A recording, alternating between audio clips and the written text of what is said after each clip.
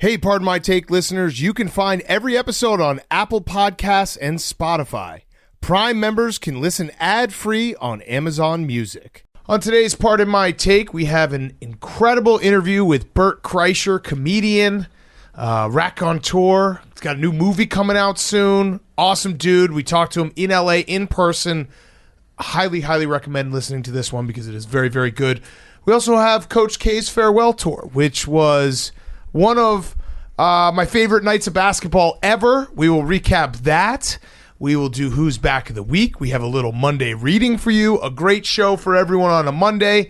And we are brought to you by our friends at Coors Light. The chaos of the big tournament can be unpredictable, to say the least. And even the best players take a moment to cool off on the bench. When you need to take a breather this March, take a seat with a refreshing Coors Light, the beer that's made to chill. People wait all year for this, and the tournament is a perfect excuse to do nothing but chill and watch the games with beer that's made to chill. Coors Light. There's only one beer out there that's literally made to chill.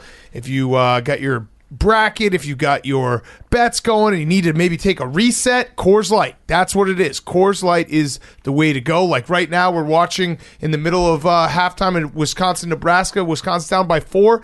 I would like to have a Coors Light at halftime to make myself have a reset and chill. So, when you need a strategic timeout from the madness, reach for a Coors Light. It's the beer that's made to chill so you can refresh the spirit and jump back into the excitement. Get Coors Light in the new look delivered straight to your door with Drizzly or Instacart by going to CoorsLight.com/take. Celebrate responsibly. Coors Brewing Company, Golden, Colorado. CoorsLight.com/take. Okay, let's go.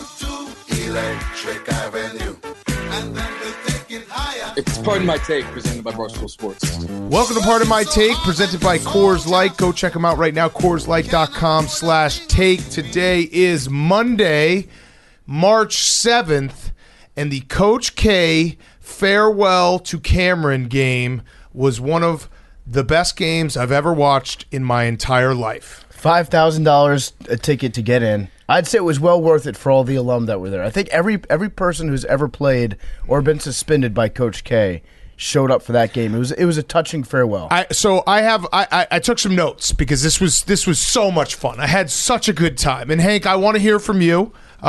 Just so you know, PFD Hank did bet UNC plus 11. And I want to and also money line. I want to hear from Hank. No, I didn't. I want to hear from Hank, but I want to just go through the timeline real quick. Fact or fiction? Fiction. Because this is my favorite game ever. I was tickled to no end. I was watching the post-game ceremony with a pint of Ben and Jerry's.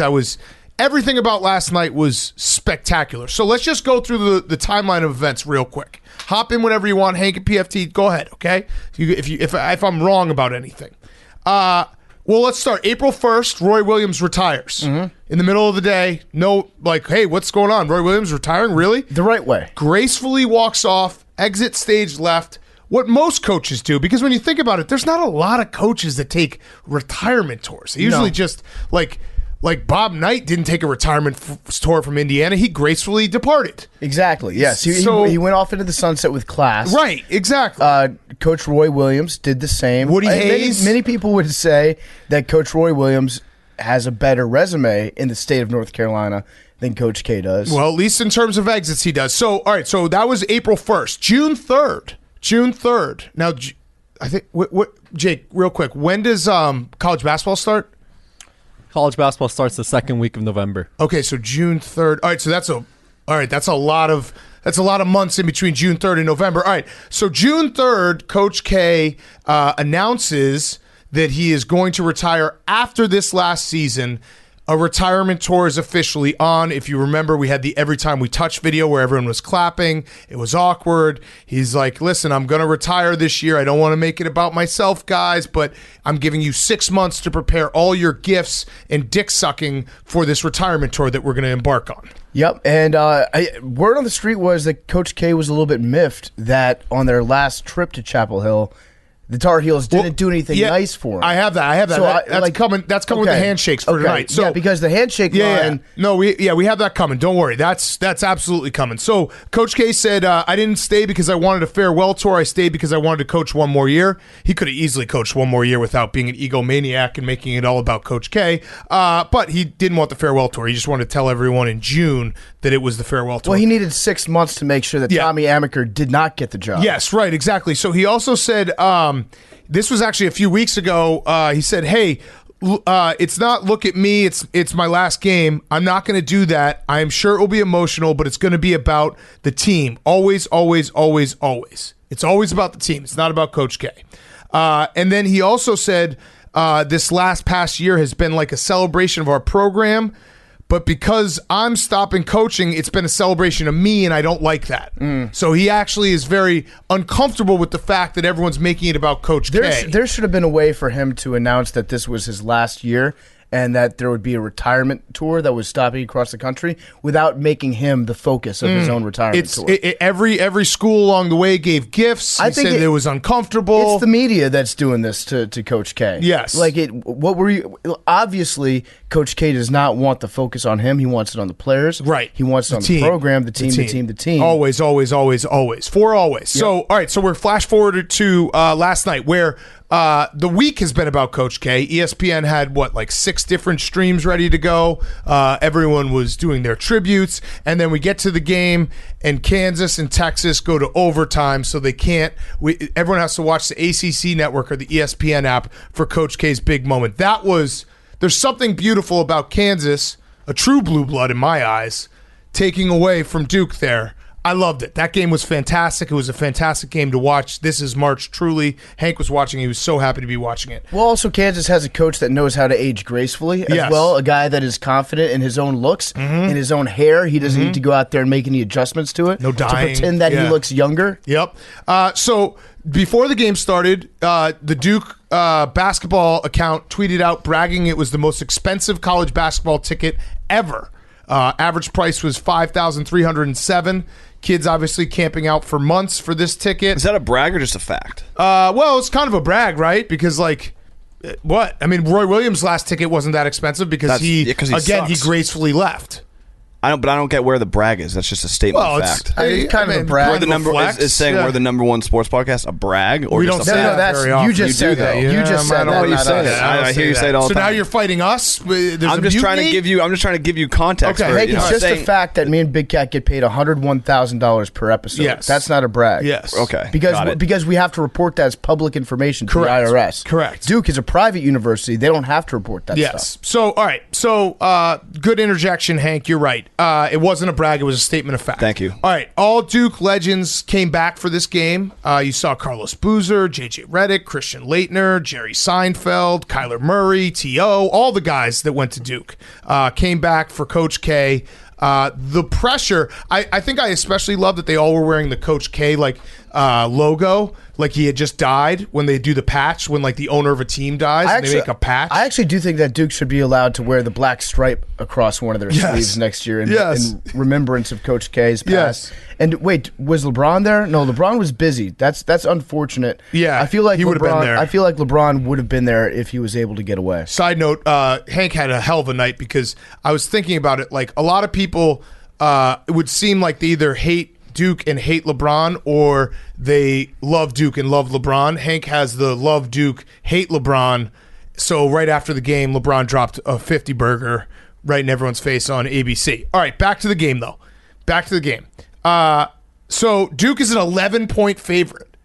They basically didn't even talk about UNC playing in the game. UNC was just a participant in Coach K's farewell game. Duke is an 11-point favorite. They beat UNC by 20 earlier this year. They had to have killed them, right, PFT? Absolutely. So I even took the alternate. I said that Duke was going to win by between, I think it was 15 and 21 points. Didn't even look at the game after that. I was like, okay, this is money in the bank. Yep. Haven't checked my statement. I'm sure it hit, though. Oh. Jake, do you have the final score? I believe it was 94-81. Duke won 94-81?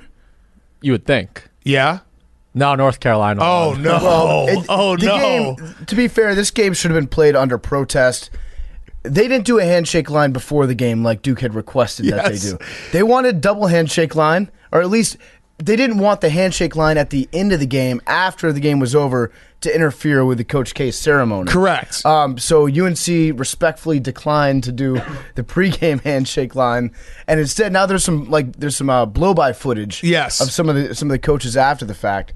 I thought that Coach K was gracious as always. Well, so they lost. So they lose. But you lose games sometimes. Yeah, you lose games to your bitter rival. Some may say he was putting a lot of pressure on his kids, like having this all about him, and like you can't lose Coach K's last game at Cameron, and you have 80 NBA guys watching, and all the stars are out. They lose, and then the post game celebration. Oh, let me back up. The shots of the kids with like their Sesame Street costumes, crying and face paint. That was just delicious. It was wonderful. Delicious. When Coach K gets on the mic, and the first thing that he does in his like acknowledgement to the fans is he tells everybody to shut the fuck up. Scolds them as only Coach K could. That's the best though. I love that. I would rather have it no other way than for Coach K to get up there and do what Coach K does. Impromptu. And he scolds the fans for being too loud during his retirement ceremony. He scolds them, and then there was a montage video that Coach K did the voiceover for, which I don't think I've ever seen that been done. That was incredible. It was essentially a funeral for the guy where he got back to similar to Curb, where he's just doing a living funeral for himself. We don't make jokes about that, though. Yeah. That's I also feel like Yeah. I specifically remember some Coach Doug's montages with Coach Doug's voiceovers, but I said I did the voiceover. Yeah, well, myself. the thing is, personally, one of those- I don't think I did. I never did a voiceover. One of those Find the footage. is I a will. video game character that Yeah. Big Cat made up, Yeah. and the other is maybe the most famous college basketball coach of all time. Mm-hmm. Find the voiceover. someone said Coach Doug's is the most famous college football coach in the internet world. And he didn't do a retirement tour. People are asking for one more year. Retirement tour doesn't give it to him. Because sometimes it's better to just not make it about yourself and not invite all the legends back like, I forget all the guys' names. Rico probably knows them all. JoJo Smalls, et cetera, et cetera. All right, back to Coach K. Don't deflect us. Don't divert us here, Hank. They also gave him a bench, which was great because Coach K was sitting there seething in anger as the AD or president, I don't know who it was, just like, we talked about bachelor or wedding speeches. He was the dude that's like, come on, man, like get off the stage. Gave him a bench. People were like, they only gave him a bench. Well, how many things can you name after him? Because they already named the court after him while he was still coaching. There's an entire shanty town outside the stadium named after him. Right. Like, I mean, they eventually they're running out of things to name after Coach K. I like the bench, though, to honor the location where some of his best grandchildren sit. Yes, exactly. So, yeah, his grandchildren came out. That was actually a nice moment. I'll have my cynical side stop for a minute and say that it was nice that Coach K had his entire family there. But yeah, it was the best night. That's very big of you. Yeah, Big that was Cat. big. Some things at are the big end of in the day, coming as a non-Duke fan in peace, it's nice that Coach K's family loves him. Right. That's and we good. said it before. He wants to retire to spend time with his kids who are all like 60 plus. And his grandkids who are all like 30. Or in jail. Yeah. Or yeah. It was a great night. It was a fantastic night. It was so funny. It was off the charts funny. I loved every second of it. And of course, Duke fans will be in my mentions tomorrow being like, you're salty. Yes, I am. You hate Duke because they're really good. Yes, I do. All these things I admit openly, but there's nothing better in sports than hating something and having a night like last night. It was like all the hate would like cashed in last night for everyone who doesn't like Duke or Coach K. That was just the best night possible. Real talk, though. I'm gonna miss Coach K. Yeah, I'm gonna miss having this guy around. It's the old "who's the bad guy" thing. Right. It's good to have an enemy that we can all unite behind, that we can all laugh at, that occasionally makes us look like idiots. He was good for college basketball. I'm going to miss having the most hateable guy around. And I don't hate John Shire. That's the problem. I'm sure I will eventually, you'll but grow I don't. You'll grow to hate him for sure, but he's no Coach K. It's not going to be the same. I actually think, like, I think he chose the right time to retire. Yeah. I feel like last night's game told you everything you need to know. He'd be on the hot seat. I'm putting Coach K on the hot seat right now because of that performance. I think he'd be fired at the end of this year, even if he didn't retire. I'm just going to throw this out there. Maybe a chance that he goes and coaches the Lakers next year? Why not? LeBron needs a coach. LeBron basically went to Duke. Wouldn't that be great? LeBron did say he was his favorite coach he's ever had. So, like, he had him. He basically is like, my favorite teacher ever is my summer camp teacher. Like that. Like he got to hang out with him in the summer and win gold medals. What are you gonna say, Jake? I have one thing. Did the Duke athletic department not remotely consider doing the ceremony pregame and thought this would be awkward if they lost? Oh no, they did do a ceremony pregame. They did a ceremony pregame, postgame, all week. It's not about Coach K though. But it's not about Coach K. And the awkward part is it's not his last game. He still has an ACC tournament to play and last home game. I understand. Sounds like you don't. No, I do. I get it. It was the last time he was at home in front of his home fans. That's a shame. But I feel like if they did everything pregame, it would have been fine. Like, should they do senior night after they lose? No. Oh, were there any seniors on the team? Imagine being a senior on Duke this year. Yeah, I don't think you don't have a senior night ceremony. Did they have like the moms come out with the roses? No way. I don't think so. I think Coach K probably just escorted all of them across. He just fucked all the moms. It was like, that's your senior night, boys. You might have a younger brother related to Coach K. Joey Baker. Theo John. He had some dirty plays. Poor Theo John and Joey Baker. Theo John tackled the guy, right? I know. He should have been kicked out of the game. Hank, go ahead. Yeah, just maybe one more date. You kind of started with Roy Williams, but I think the key date in all of this is April 6th, 2015. Mm-hmm. Duke 68, Wisconsin Badgers 63, national championship. If there's anyone wondering, like, why is Big Cat such a hard ass and psychopath against Coach K, that is the real date that matters. I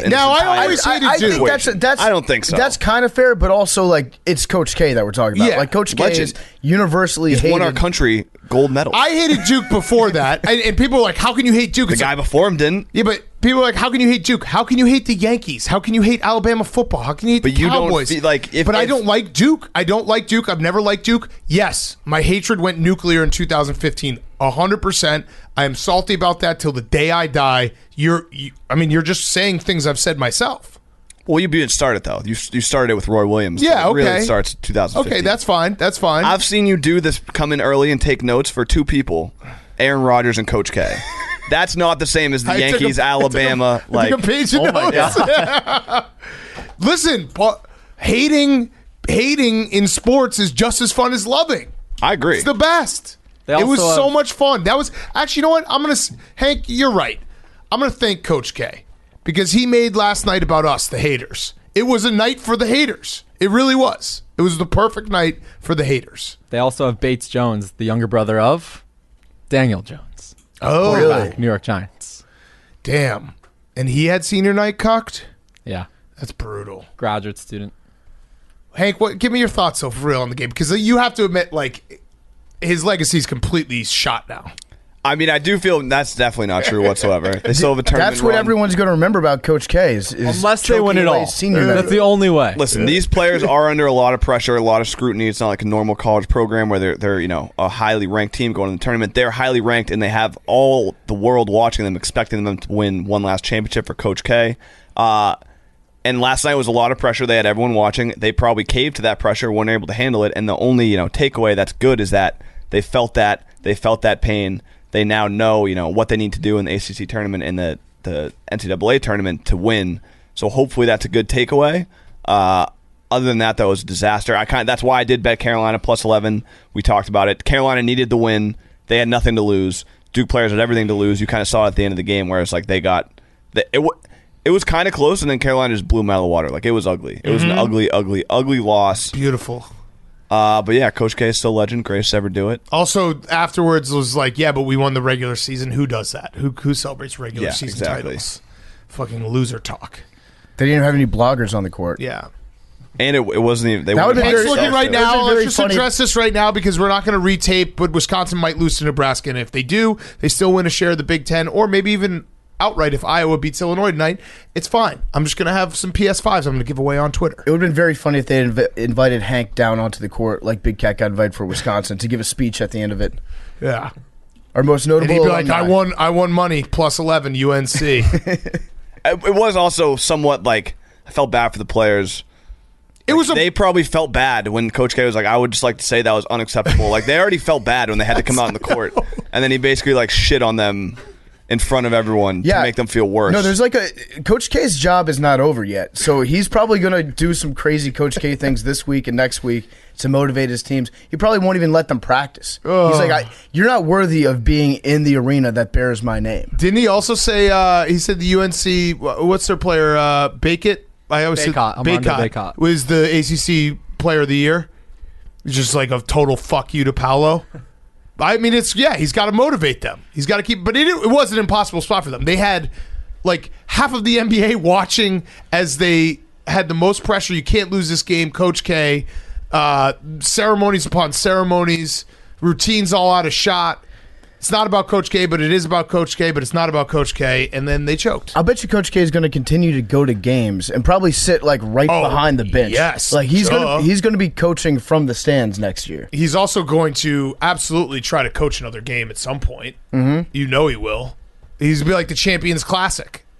He's going to, the first game, like I wouldn't be shocked if the first game of the year next year, he's like, listen, John Shire, it's your program, but I want to coach against Cal, my buddy, one last time. Come on. You know what they should do? They should take all the old coaches that have retired, that are iconic and symbols of their university, and just have them coach the Maui tournament every year. Yeah. Just like put on the Hawaiian shirts. You're basically retired. Bobby Knight. Have Bobby Knight go out there, try to punch a ref one last time. It was a great night of college basketball. Why couldn't he have gone out like Jim Boeheim, who's going out, starting all of his sons and being under 500 and choking games away? That would have been nice. This could be the first time ever, unless they win 2 games this week, that they're under 500. Turns out, sir. First time we like the Boeheims, but we like Buddy and Jimmy. Wow. But AWLs. That was bad. That was a bad game. Yeah, they blew it. Has college basketball caught up to the zone? Well, no, I don't think so. But maybe if like 60% of your starting lineup is related to you, that might be a problem. Yeah. I do think, though, PFT, I'm going to miss Coach K, not only because he's a heel, he's a great heel. Like, one of the all-time, if you don't like Duke, and I think a lot of people don't, he's so perfect to hate. And also, we're going to lose, I feel like we're losing a little bit of an era, because when Jim Boeheim, goes out to pasture, Rick Pitino, who knows where he's going to go next, Cal, like, the era of these college coaches that are bigger than life feels like it's dying a little bit. Like the guys we have right now are not old school legends. Tom Izzo's the other one too. Tom Izzo, but like even like Mark Few or like Chris Beard or I don't know, Tony Bennett. Like these guys they're great coaches, but they're not like these titans that feel like they're hovering over everything. Rick Barnes, to a certain extent, he's just been around for a while. Right, they're not. But they're not. You're right. It's not the Coach. Coach K is college basketball. He is Duke. He gave the program back to Duke. By the way, he said it's been mine for 42 years, but now it's theirs. So that was his parting gift. He got a bench, and then in return, he gave Duke its program back. That's very nice of him. Yes. Where does one put a bench? How do you get that bench home? I'd assume it's. Wait, did he get a bench, or did the bench get named after him? I'll double check. I think it's the Coach K bench at the Coach K court at Cameron Indoor. I'm just going to say, like, if anybody here ever thinks about getting me a bench for an occasion, just pass. Just go to option B on that one. I got enough benches. Okay. Benches ain't shit. Shit, I got to return that thing. All right, what else we got? What else? I mean, that was, I'm seriously, I woke up so happy today. It's just so much fun. I love sports. It did feel like it was the end of an era, not just for Coach K, but it's like, is there any for those of us that grew up watching those old college basketball coaches, it's like, okay, I remember when Shaq retired, that's when I really felt old for the first time as a sports fan. Coach K's retirement definitely makes me feel old. Yes. What were you going to say, Hank? Jake, what are the chances that Duke and Wisconsin are in the same bracket? One would have to be a 2 and a 3, if they both win their conference tournament, there's a chance both could be a 1. Slim, but is Coach unlikely. K? I mean, Coach K is just going to he's going to request to just be in the Final Four. I think automatic they'll probably buy. let him. Yeah, right. He's already picking his stadium and the time of day that his game tips off at. Why, Hank? You want a shot? You want another shot? Yeah. I mean, that's fine. Could happen in the Final Four. Again, I am like I've explained my hate. It's It's all out there. I'm not winning titles. I'm obviously there's jealousy involved. There's hatred because they're just good, and every year they've been good for my entire life. None of this is like new. How can you call yourself a sports fan if you don't hate the team that dominates, right? Like you have to. Well, the thing is, you have to hate the team on the top. I think that Coach K is kind of like Patriots adjacent. Just in the fact that he's been so good for so long, and he goes about it in kind of like a Belichickian prickly type way. I think Hank has no choice but to respect Coach K for that. Yeah, they it reminds him too much of his own excellence. He got a bench. He just got a bench.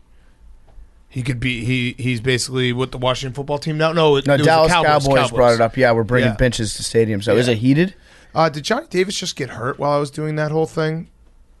He got fouled. I know, and he got fouled pretty hard. Like kind of bumped his knee pretty bad. You know what else was great about Saturday night? It was like back to back. You had Trey McGowan's ejected for a flagrant 2 on Johnny Davis. Yeah, but I don't know if he got hurt. So, but go ahead. But Saturday night, back to back, you had Coach K and everybody getting to laugh at Coach K's last game, and then the other thing that could only unite most of America, besides watching Coach K get dunked on.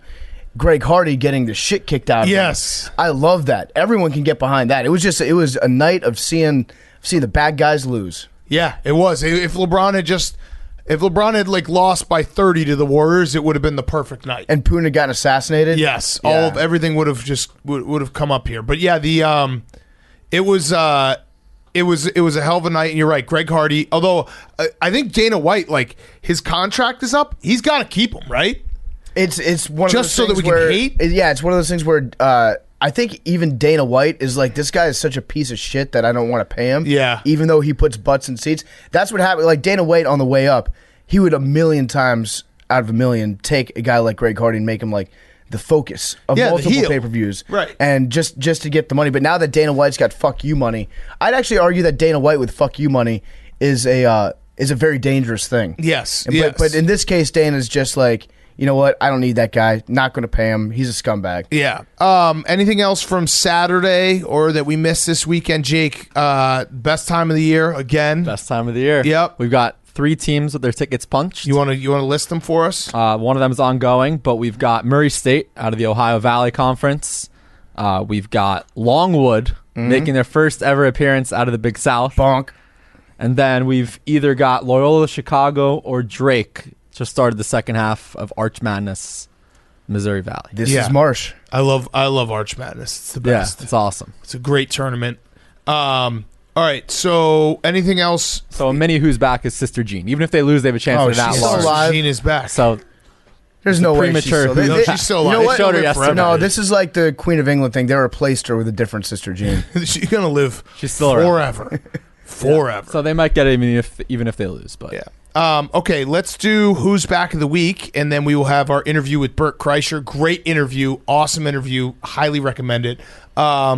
We are brought to you by our friends at ZipRecruiter. According to the latest research, 90% of employers plan to make enhancing the employee experience a top priority in 2022. After all, a happy workplace is key to attracting and keeping great employees.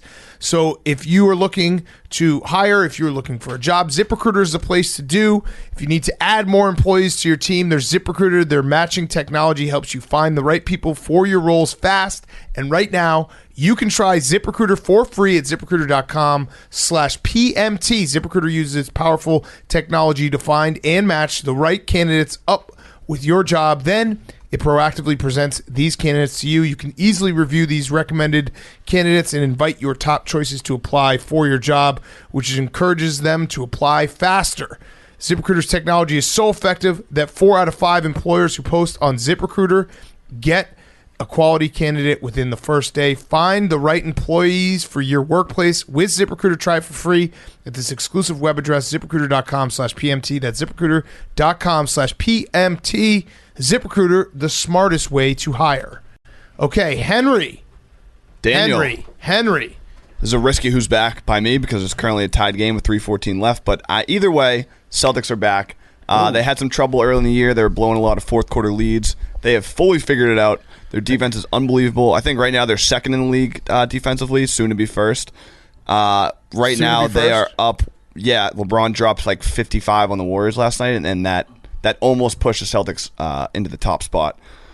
But they're up 1 right now against the Nets. Either way, they're either going to want to have won 13 out of 15 or 12 out of 15. They're a legitimate contender. The Sixers are good. The Celtics are good. The Nets might be good. It's going to be exciting. In the beginning of the year, I didn't think that the Celtics had a shot to win the East. Now I do. And the Cavs are good in the Central Division. Balls? Did you see and the Bucks? Did you see what happened to Big Baby at courtside? I did. Big Baby. That was funny. A fall from grace. That was very funny. The past few years, Big Baby was courtside, and they cut to him during the game right as the usher was kicking him out of his seat. Yeah, it was great. That is very funny. It was a tough scene. That is very tough scene funny. for Big Babe. You're going to mention the Bulls? They can't beat anyone good. No. It's actually really bad. Yeah, and I'm Cavs. Maybe they won't have to play anyone good in the playoffs. I need the Bulls and Bucks to eat each other alive, and the Cavs to win the Central Division. So where do we sit? Are we like all the way back in on the Celtics? You don't think that they need to blow it up? You don't think they need to trade anybody this offseason? All the way back in. They're really, really good. They're playing really well. Defensively, they're unbelievable. I think the Sixers would be favored in a playoff series, but it would be exciting. Is it finals or bust? I would say finals or bust. It's you can make the finals, though. It's not bust. It's not like if we don't make the finals, blow the team up. But the East is going to be. It's the first year of a new coach. Yeah, and they're in first place. Yeah, the East is going to be very, very fun. I mean, you versus Sixers would be all time. I know, all time. Jake, can you find out about Johnny Davis? Because I don't know if he's on the Yes. bench. I'm starting to get very worried. Which would be like, wouldn't this just be if he tore his ACL while I was doing my Duke rant? Yeah. That would be some karma right there. Jason my Tatum, God. 49 points. Some Coach Karma. I'm starting to silently freak out. Okay, I'm happy for you, Hank. Thanks. And you still have Duke. Yeah. There's like Duke Coach K said, there's still a lot of basketball left. We got to figure out. I feel like we got to bring back LeBron Lockwood this postseason. Cat bet? If Duke wins a natty, will you get a cat? Nah. I'm done with cat bets. Okay. Soft. If you risk a cat as well, I'm not doing a cat bet unless you guys have something on the line too. Like you forced me into potentially getting a cat. We kind of did strong arm you into the whole cat thing. Yeah. Would have been funny. A little hyperallergenic cat, shaved cat, Hairless cat. Okay, PFT, your who's back? My who's back of the week is Max Homa. Yes. Max Homa's back. Had an ace. Had a hole in one. Looked good doing it. Good celebration from Max. Real tournament. He figured out that you can't miss a 2-foot putt if you just hit it in on your first shot. Mm-hmm. So Max is all the way back. I love Max Homa. Max is good for golf, officially in my book. Yes, absolutely. I was shocked. I was shocked that he was playing on Saturday. Yep. Because it is a real tournament. I dubbed it the 5th major, Arnold Palmer Classic. And I also credit to me. I like to make fun of Max. I didn't make fun of him when he hit that. I just asked if it was a real tournament, but it also, I saw it. Did you guys see it? It was 11 a.m., so it tells you where he was on the leaderboard when he hit that. It was just okay. He's playing. Oh, he's already on this hole? That was early. Maybe it was a shotgun start. Yeah, that's true. That's probably what it was. That's true. It It was a shotgun definitely was. start for Weather. Max. Inclement weather. Yep. Inclement Weather delay. Yep. He was in the last group. Yes. Group of death. My other who's back of the week is shorts. Yeah. Shorts are back. It's 65 degrees in New York. And Smells like golf. I'm rocking shorts, baby. Shorts are back, but this is one of those fake shorts days where you just know next week it's going to be 29 degrees. Yep. And now I'm going to be all behind because once I mentally transition into shorts, I just don't go back. Correct. And so I'll get caught with wearing these shorts when it's freezing outside, looking like a fool walking down the street. You know the color that your legs get when it's really cold? It's like a bright red mixed with ashiness. Mm-hmm. That's what I'm going to be looking like next week, but I can't go back. I've officially made the mental transition. I'm a shorts guy now. I have the reverse going on where I'm going to try to hold on to the sweatshirt weather for as long as possible. So probably the next 3 weeks will just be me sweating profusely because it's 70 degrees and I'm wearing a hoodie. Yeah. Being just hold on. Well, what I'll do is I'll make the switch into shorts, but then I'll just compensate via my top as to what the actual weather is. So if it's 29 degrees, I'll rock a puffer jacket, like a dead set winter jacket with shorts just because I refuse to go back from my waist down. Yeah. All right, my who's back is combine numbers, crazy combine numbers. So we had Jordan Davis. Turns out Georgia was a good football team last year. Jordan Davis, 6'6", 341 pounds, running a 4.7840. A 4.7840. Now He's pretty much a car. it's crazy. The fastest defensive lineman 40 was Montez Sweat, who ran a 4.4140. Montez Sweat is 80 pounds lighter than Jordan Davis. That's still crazy fast for Montez Sweat. but yeah, he's Jordan 80 Davis, pounds lighter. Jordan Davis is basically, he's like a baby rhino. Yeah. Able to move that fast. It's insane what they're able to do. I remember, was it Dontari Poe that broke 5 seconds like 10 years ago? Yeah. And everybody freaked the fuck out? Yeah. This is terrifying. It's terrifying. He's 6'6", 341. He ran a 4.7840. Also, his teammate Trayvon Walker ran a 4.5140. He's 272 pounds. It's like, oh yeah, it turns out Georgia was really, really good, really fast, and really strong. My favorite little drama inside the combine this year is they switched to a new timer. So in years past, doing the hand times, It was Charlie Casserly. Charlie Casserly Yeah. was doing it, which is that's such a funny like old scout thing to have associated with you. It's like, no, Charlie's the best at a stopwatch. He's Well, the best stopwatch guy we got. Yeah. So they switched out, got a new guy in. Now all the unofficial times are just all over the map. It's not even that they're all faster or all slower. They're just a bad timer. Whoever's running the stopwatch this year, probably one and done. I love the fact, though, Charlie Casserly being the stopwatch guy, which, haven't they figured out how to do it without a stopwatch? Yeah, there's lots of ways that they can do Okay. it. But I kind of like having a stopwatch guy. But he's 74 years old. But and he's like, this guy's got the reflexes of a 25-year-old. Of a mongoose. He's ready to go. There's that old bitch. Yeah, there's Sister Jean. She got a little No offense. balloon Hank, bleep that out. bracelet. I shouldn't call Oh, him. let your hate. Listen, this is the hate show. I should be calling a nun a bitch. If you want to do it, you can. Don't bleep it out. Leave it in. That was hateful. I'll admit it. That one was hateful. As a fan of God, I should not be. As a man of God, I should not be saying that about Yes. Sister Jean. We also She's kind of a bitch, though. She's similar to Coach K. Makes about herself. That is not the original Sister Jean. Yeah, it is. That's not. No, it's not. She's been replaced. Dumbledore situation. Yeah. Well, is she wearing? Is that a Avril Lavigne? Is that a Gryffindor scarf that she's wearing? It's pretty similar Pantons. Yeah. I've never actually read the books. All right, my other who's back is those. So sticking on the combine real quick. It's hot in the streets now to have videos of players doing something really nice. So Malik Willis was the original QB prospect, probably going to be the first QB taken in the draft. He was videotaped. Now this one I believe because it was videotaped. It was someone who was in a bar, and across the street they saw Malik Willis giving some of his clothes to a homeless person. The one that we saw today, where it was E.J. Perry from Brown, shout out to Schwam, he was picking up trash after the combine workout, and it was like the woman who videotaped it was very close to him, and she wasn't picking up any trash. She was just watching him. Like she was probably like 25 feet away. She said every piece of trash Yeah. got picked up. I don't know how much trash that these guys normally produce at the combine. Like when you're waiting, you're just snacking, just like putting away like Dunkaroos and drinking All Sport or whatever. But there were like all these plastic bottles, all these wrappers. He was picking it all up. He knew that the camera was on him, and that's fine. But yeah, now if you're going to draft a quarterback that has not been caught on camera doing a good deed, I don't know if I can get behind that. I feel like it's a group of great athletes, but even better young men. How weird is that though to be like, I'm gonna basically videotape him within earshot, just so I can go viral. But like I don't know. The Malik Willis one was cool. So the Malik this Willis one was one- like a terrible sequel. The guy that posted the video of the Malik Willis one is a sports marketing person. Oh, Now, a lot of people, and I know Billy, judging by the look on Billy's face, Billy's good. Billy was Very about to chime in being like, that one was set up because the guy that videotaped it is in sports marketing. I think it's also very, very possible that there was a guy that was videotaping who happens to work in sports marketing that was at the combine, because there are a lot of those guys down there. Yes. That's like everybody down there is in sports marketing. This was also my who's back, but doing some Pythagorean theorem on Malik Willis's absolute gigantic throw. So he threw it 60 yards down the field, but if you like do the hypotenuse of how actually far he threw in a straight line, it got out to 73.72 yards. Okay, compare that to the sick throw that Zach Wilson made at his pro day last year. This one's up there. This one's right. I would say this is extremely impressive, especially from the shotgun, being able to throw it that far. What about his spiral? Is it fuckable? His spiral is pretty. You know who has a really sick spiral? I'm actually, out of all the guys I was looking at, Desmond Ridder has a nice Cincinnati. spiral. Cincinnati guy.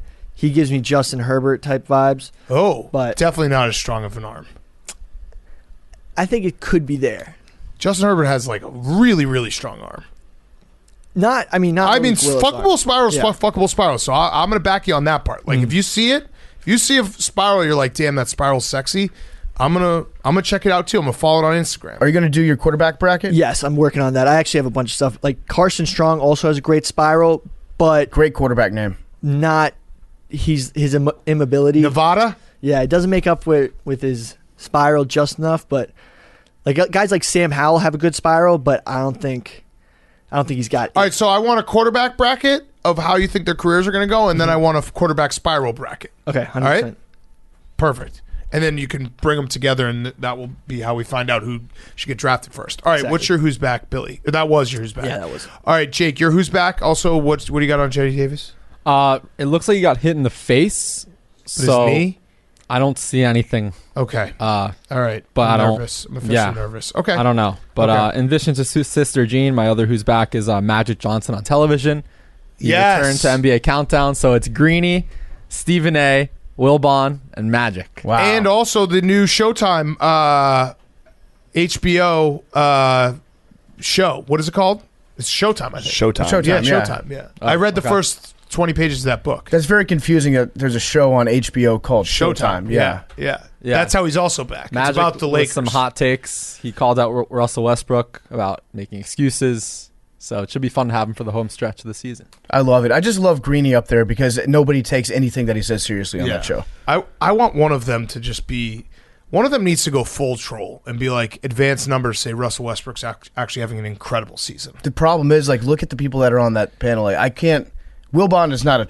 He's always naturally trollish. Yeah. But I don't think that he would ever like stand for. He would never try to piss anybody off intentionally. His existence just says that naturally. Like if they really that's what I need though. I need someone to essentially say like, if you look at the advanced stats, the problem with the Lakers are they're actually not getting Russell Westbrook the ball enough. He needs to take more shots. He really called him Westbrook on the broadcast. he did. Yeah. He really does. I appreciate watching Russell Westbrook at this point in his career and it's kind of been his whole career, but at least he was better before this year. He really is just the epitome of like, if I try hard enough, it will work. Like if I dribble hard enough, if I run hard enough, if I shoot hard enough, if I pass hard enough, If I it yell will loud work. enough, Yeah. You know, the way that he plays is actually he should play the way that Ben Simmons plays. Yeah. He should have like Ben Simmons and him. If they like switched their confidence levels, I think both players would be better. Yeah, you're right. You're absolutely right. We need a Freaky Friday situation. All right, let's get to our interview. Awesome interview. Bert Kreischer. Before we do that, PFT, you have a quick word from our sponsor. Yes, we have a brand new sponsor alert, Hank. It's TaylorMade. That was a good one. Oh, this is a big one, actually. Yeah, Hank's pumped about TaylorMade. I'll throw on some horns for TaylorMade. I love it, old school. You can go to barstoolsports.com/TaylorMade to check out the TaylorMade and Barstool golf gear. Hank, you got a club? Did you I get got a a driver? stealth driver. It's unbelievable. How you I hitting want it? to golf. You want to come? Yeah, I want to start golfing again. So when I text you to come golfing, I'm there. okay. Hank, are you hitting matter what. you hitting it long? You hitting it straight? Yeah, I've been using it on the simulator. It's today is the first day I walked outside. It was like, oh, it smells like golf weather. I'm excited to get out and use it, on the course. Yeah, you've got this stealth carbon wood driver. It's in stores now. The future of driver performance begins with a TaylorMade carbon twist face comprised of 60 layers of carbon sheets strategically arranged for better energy transfer, faster ball speeds across the large area of the face. It's a big old face. Ball speed off the charts. After 20 years in the making, the limits of titanium have been broken. Introducing the TaylorMade Stealth Carbon Wood Driver. Welcome to the carbon wood age. Fill your bag with the entire Stealth family line, fairways, rescues, and irons. Also available, you can own your own swing by making the club your own. Introducing the My Stealth Driver. With 5 options of personalization, you can build a My Stealth driver that fits your game and your eye. Go to barstoolsports.com/TaylorMade. That's barstoolsports.com/TaylorMade. Check out TaylorMade and Barstool golf gear today. Here is Bert Kreischer. Okay, we now welcome on a very special guest. You want to clap too? I was about to. I do it. There's no reason. We have a sound guy who literally slates it. but I have to clap. It's something about it. Like, been doing it forever, have to clap. That laugh, that is Bert Kreischer. It's great to be here. It's great. This is an honor. It's just like you guys are legendary in the whole podcast realm, and so to be here is an honor. I appreciate that's nice to hear. I would say that you're a legend. Like your reputation. I imagine you're a guy whose reputation, even before you were like a famous guy, your reputation probably preceded you a lot of places that you went. Yeah, but not in a good way. Like in the way, like, don't invite him over. We're having kids over. He'll take a shit on a bed and throw up on the wall. Like, and then because I get a reputation for that because that maybe it happened or something. And then then all of a sudden you had to live it down and be like, yo, I can also be like Billy Gardell. You know Billy Gardell from Mike and Molly? Yeah. I mean, he was like, one time he was having all our friends over with all their families. He's like, not the Kreischers. He's like, you can't fucking trust the Kreischers. I go, Billy, I can also be a fucking grown up. Like, so But for how long? As I can be a grown up for as long as anyone else can be a grown up. But here's the problem. I'm going to also ask you not to be a grown up at a certain point. Right. And if you want to join in on that, then that's on you. Like if you do coke at a fucking kid's birthday party, if it does not matter that maybe I had it, you're the one asked for it. Like I'm the parent that they always go, Sandy said you have a vape pen on you. I'm like, yeah, of course. You know what? It's like you're like a gun. Because you're good to have around in case you need them. No, right. Okay, that's not. By the way, that's not where I thought this analogy was going. I'm like a gun in that if you use me wrong, it's your fault. Right? No. It's all these things. You're a gun. If you go somewhere, you might not need a gun, but you'd rather have the gun and not need it than need it and not have it. Lock you up, and then lock you up every now and then. Every now and then, you got to put me down for a sabbatical and get me out of keep away. From people. From children. Yeah. I'm aware of who I am. When we did the movie, we were just talking about Tatro. When we did the movie, I was hyper aware of how people perceive me. Just reading about me or learning about me, because like everyone's like, you can't trust this guy. He's a fucking wildfire. Because they're thinking that I'm like Farley or Belushi, like because I'm like. But I'm not. I show up sober. I work sober. I'm not drunk right now. I drove here. I'm having coffee. Credit to you. You guys show a high noon up. I'll drink one. But that's how I work. It's like I get my shit done. There's not. Yeah. It's not an accident that I'm here. Right. But like, but people were. You could tell. Mark Hamill was like kept his eye on me like. Waiting careful. for it to explode. Yeah, it's like a balloon someone blew up too much. So wait, so the movie, it's not, we don't know when it's coming out yet, but No. it is with our good friend Jimmy Tatro. Yep, it's live. called The Machine. And that is your nickname that you got. Can you tell the story for people who don't Yep. know the story? I got involved with the Russian mafia when I was 22, and I'd taken Russian classes. I didn't learn anything. We went to Russia, the mob ran everything, and they gave us two young gangsters, two banditi, to kind of chaperone us, to like shadow us. And I planned a sentence. I was going to say, Strasvutskia, меня зовут Bert, очень приятно, я работаю кошка. That's what I was going to say. But it means, hello, my name's Bert. It's very nice to meet you. I work pussy. And so, but when the door opened, I was looking at a fucking gangster, and I froze. And he just went, Что? Like, what the fuck do you want? And I meant to say, and for anyone Russian, I meant to say, I'm the man, which is Yamashina. But I said Yamashinu, which means, technically, I'm a car. And he started laughing, and he goes, what did you say? And I go, I just said it again. I was like, I'm the machine. And he brought me in, said, tell them what you said. And I was like, I'm the fucking machine. And they loved it. They loved it. And we drank all night long. All I knew how to say in their language was, I'm the machine, and I fuck cats. That's it. And so I got the nickname, the machine, and then ultimately we ended up robbing a train. So Well, I mean, that's Yada, passed yada. over that part. You got to use Yeah. a passive voice. Yeah. Like the train was robbed. Yeah. the train was robbed. And by the way, I really think every guy would have robbed that train. So tell us. I mean, it does sound like you had no choice but to rob that train. Okay, so I party with this guy that meets me at the door, Igor, good guy. And you understand things were a little different in Russia. We stole a boat. We ran a pool hall scam. Like, you could just see that things were a little freer. And so we take this overnight train trip to Moscow, and Igor tells me, he goes, I can't go. He's like, different mafia runs a train, different mafia runs Moscow. Don't worry, though. I had to set it up. They're going to take care of you.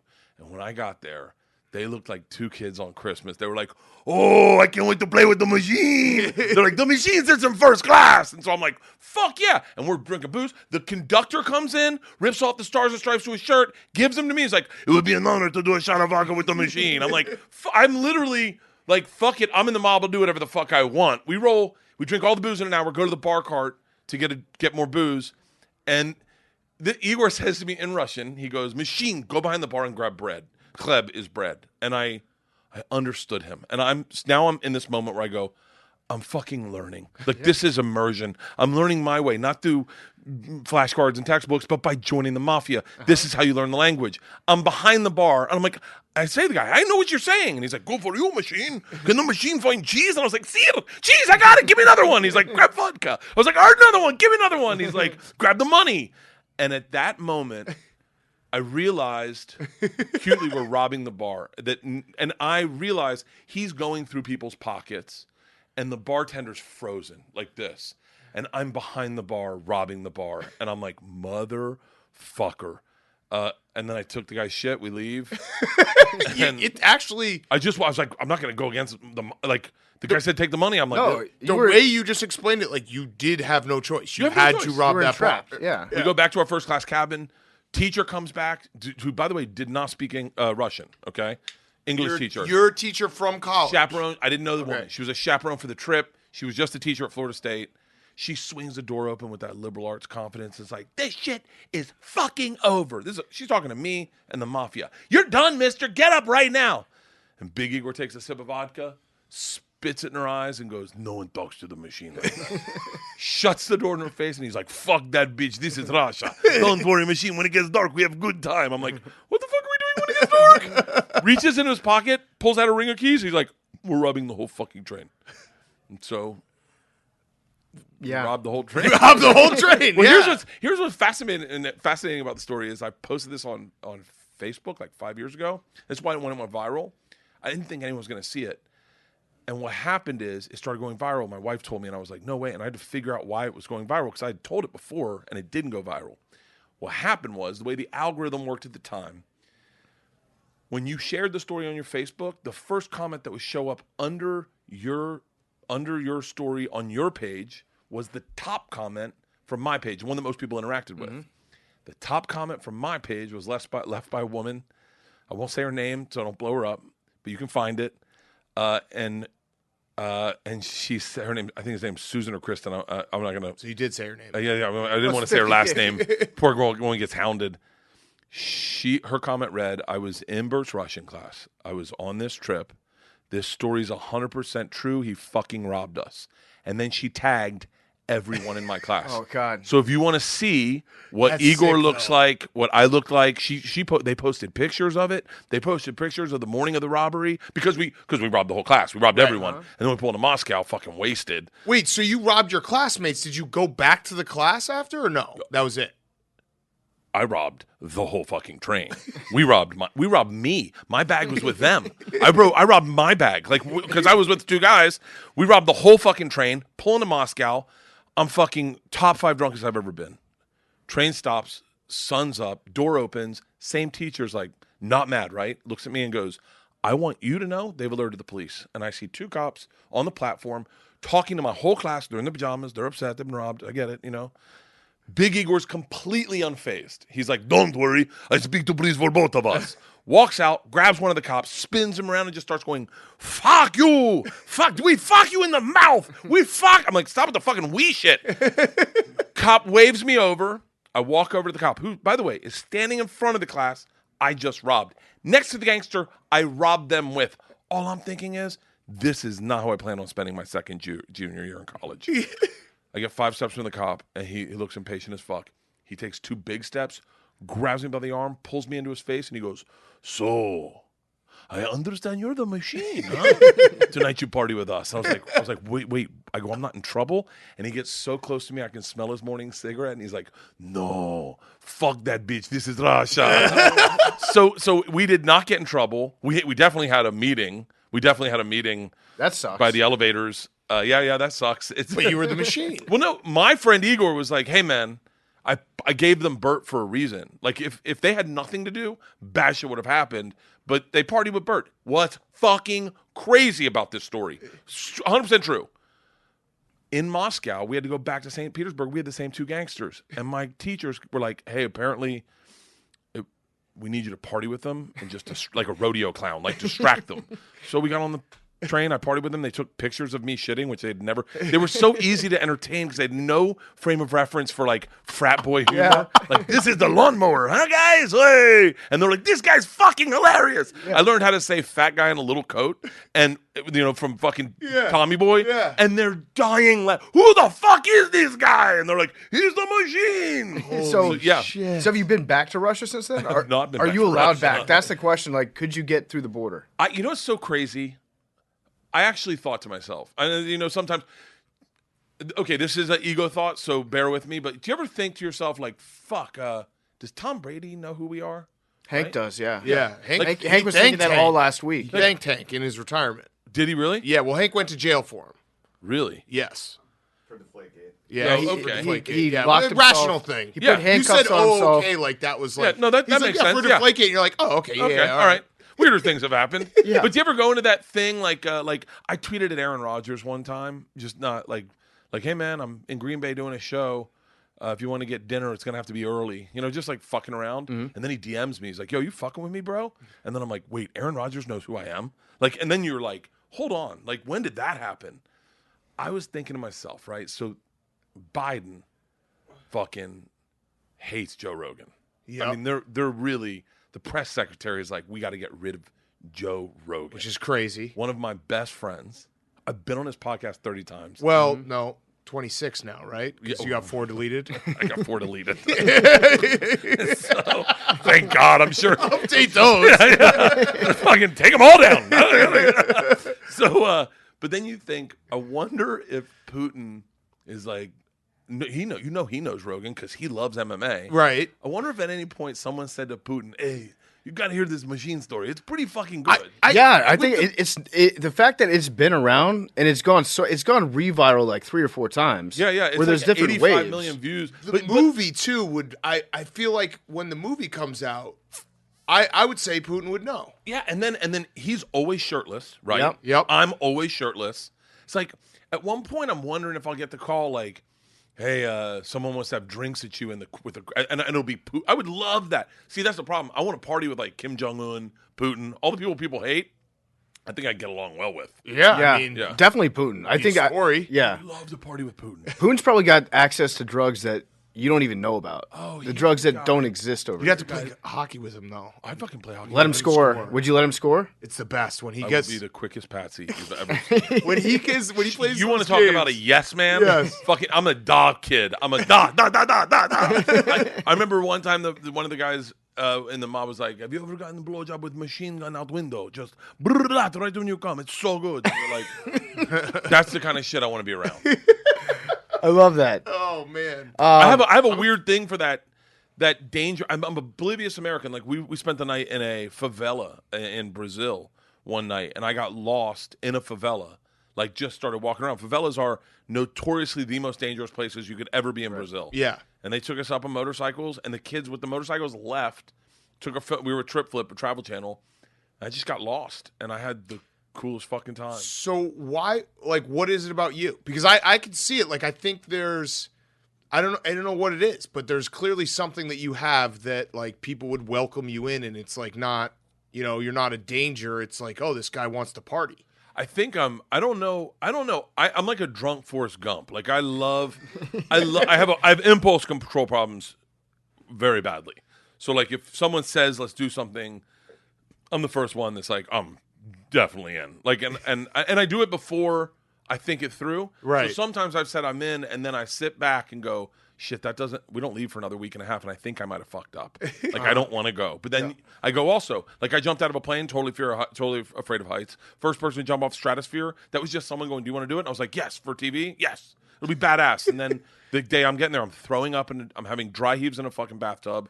I'm literally having panic attacks. I'm calling Travel Channel saying I picked the wrong show. I need to get off this show. So, like, I have impulse control problems, and I think I'm a fun guy to party with. Yeah, I think a lot of it has to do with the laugh too. If somebody has a good laugh, then immediately like they're trustworthy, and like your whole like your eyes laugh. Yeah, too. the laugh, the and face. so when you do that face that you're doing right now, if laughing, I'm a gangster and I see that face, like I can't kill you. You're too cute. You're adorable. Yeah. Dude, when we first did a show in Mexico for Trip Flip, this is a long time ago. we had fixers, right? And like our fixers, one of our fixers brought me over, and they're like, "These guys want to meet you." So they were like fucking scary dudes in this really expensive sushi restaurant, and he's like, "They wanted you to tell the machine story." And I was like, I don't know Spanish that well. Like, I know it, but I can't do it in Spanish. And then he said that to him, and he goes, "It doesn't matter. I'll translate. Go." And I was like, I don't think these are the guys you say no to. And they just kept bringing over tequila, and we're shooting tequila. And I was like, Cuando yo soy 22 años. Like, it was fucking. But, like, I also am super accommodating. I want to make sure. I think that's why I got into comedy. I want to make sure everyone has the best time possible when they're around me. I want everyone to like me, so like all those weird things mixed into one, and I like drinking, and I'm from Florida, so like that, like all those things combined to get one fucked up person. I didn't realize that Van Wilder was written after you. Why aren't you suing them? So I think most people have seen the movie, but you haven't. Bert, how many years did you end up going to college for? 6? I went to college for 6.5 years, and then Rolling Stone magazine wrote an article about me, calling me the #1 party animal in the country. And it changed my life. I mean, Oliver Stone's company optioned the rights to my life. I was like, I got asked to be on Oprah. Like, I mean, it was a big ton of shit. And then I moved to New York, started stand-up, and within 6 months, Will Smith discovered me. So the option's still going on over at Oliver Stone's company.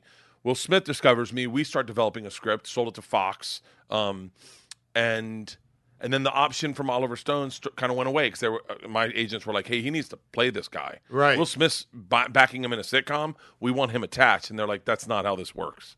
Right. And so the option died. And this is all, by the way, allegedly, because we never sued. Obviously, I thank God.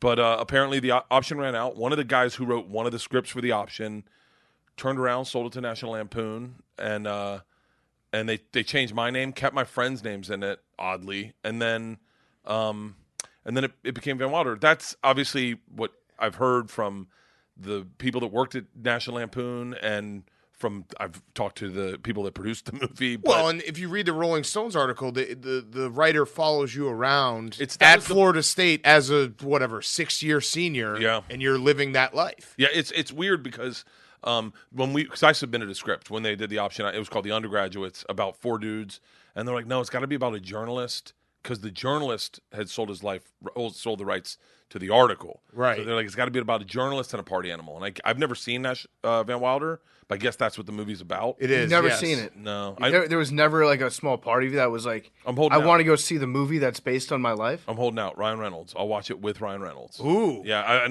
I did a sitcom deal, a tentative sitcom deal with his company. I think they're called Dark Horse or something. And they're like, "You've never seen the movie?" And I was like, "Nah." And I was like, "But I'll watch it with him," because I don't want to like. It's like when I was young, I was like, I want to be bigger than that movie. So like I don't want that movie to be who people think I am. Right. And I think I've gotten bigger Definitely. than the movie. Definitely bigger than the movie. And so now it's a nice subplot in my story. Yeah, it's a very funny, like, oh shit, I never really kind of made that full connection. Thank God I didn't sue. We were on Venice. Lawyers, agents, managers, everyone on the phone the day the movie drops. And they're like, we're gonna sue. We're gonna sue. We're going and I had one manager who said, "There's 2 people in this business, Papa. People who work and people who sue. Pick which one you want to be." And I chose not to sue. And if I had sued, I'd be that kid for the rest of my Yeah, you fucking would, life. because you would have gotten a settlement, and everyone would have been like, "Oh shit, you're the Van Wilder guy." And then I would have been the guy. I would have gone to bars. I would have done what the Road Rules kids did and partied at bars. Well, Partied with the let's original not. Van Wilder. Okay, let's not. No, it does I become mean, a those party. guys are fucking like CT, Johnny Bananas. Those guys are legends. Don't get me started. CT is a legit fucking legend. Yes, he CT is. is a legit. Yes. The best hair in the goddamn business. Movie star good looks. Fucking reality show personality. When I saw him in Paris, don't get me started on these guys. When I saw him in Paris, I was like, fucking CT is the man. He is. And he just carried himself. Dude, I don't even follow pro wrestling, but the fact that The Miz went from fucking real world Chicago to professional wrestler, that I am so impressed with. And said he was going to do it. Like, remember when he's on Real World? He's like, "I want to be a wrestler." It was like, called his what? shot. Okay. I'm in a car with my best friend one day. And I said, are you dating anyone? He said, "I think I'm in love." And I said, "Really? What's her name?" And he said, "Christina Pajitsky." And I went, hold on. You're dating Christina from fucking Road Rules? And he was like, you know her? And I was like, I need to meet her. I mean, I bring that up to her. That's Tom's wife. That's his wife. Yeah. I still bring it up every time I see her. I was the biggest fucking fan of those shows. Me too. What did you think about West doing when he had his steroid year?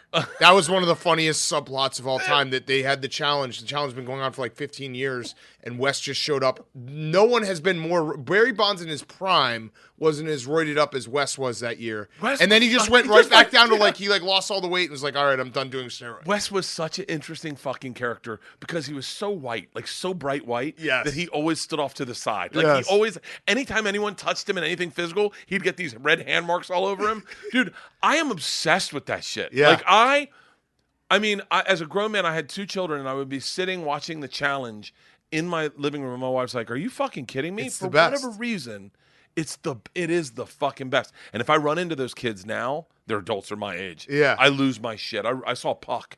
Puck came to one of my shows. And Oh, I was like, jeez. I was like, what the fuck? That's a way throwback. They discovered what the secret formula was, which is just get kids that are like 20 years old, 21 years old, put them in a house, don't let them watch TV. Take all the TVs out, and then just give them all the booze they want. Yeah. And then you have the makings of it. You have everything you need inside that house for I did a show. pilot with Boone and Murray one time. Me, Theo Vaughn, and Brett Ernst. The funniest pilot that's ever not been shown to anyone. So politically incorrect. I mean, when you're talking we started a fraternity, us 3 comedians started a fraternity in the hills, and we just put it on Craigslist, and we got a who's list of people with mental problems. And we had one guy with PTSD. I mean, Sounds like Barstool Sports headquarters. it was. I tried to buy it back from Boone and Murray because it's that fucking funny. Yeah. At one point, we were like, me and Theo and Brett Ernst are like, we should throw a party, but how are we going to get girls? And Theo's like, why don't we just hire porn stars? What's their day rate? And we're like, it's like $800 a day. And he's like, yeah, let's just get like 20 porn stars. And we're like, oh, cool. Next thing you know, fucking chicks are naked. Sound guy's like, hey, I think he's getting his dick sucked in the bathroom. Wow. And we're like, fuck. The producers came out. I am naked in a pool with porn stars. And he's like, we can't use any of this. And we're like, we're having a fucking blast. This dude came up to me. He's like, I think I cheated on my fucking fiance, man. And we're like, he's like, no, they filmed it. Are you going to film me cheating on my fiance? I let her suck my dick. It was the greatest. We did powder puff football one day with girls dressed in pads, and the whole thing was that they were going to be better than us because we didn't have pads. And Brett Ernst gave the best fucking win one for the Gipper speech about lighting these bitches up. I want to see dead whores everywhere. And we fucking clothesline these women. I mean, it looked like if you let O.J. Simpson do what he really wanted to do. It was the greatest pilot you'll never fucking When was see. Yeah, this what taped? happened to it? Yeah. I have no fucking idea. I drank the entire fucking time. We stole a goat, and we had planned to steal a goat from a bar. Like we had set it up. And we're like, yeah, we're gonna steal a goat. We got the address wrong, and we really broke into someone's house and stole their fucking goat. And all of a sudden we get up to someone else, and then we had this fucking goat in the middle of Beverly Hills at this house, just shitting and pissing everywhere. You're saying like you stole the wrong goat? We Like, stole the wrong goat. We broke into someone's fucking house. How did you know it was the wrong goat? Because they came up with the goat. They're like, you never got the goat. We're like, we have the goat. And he's like, where's the goat? We're like, we have 2 goats.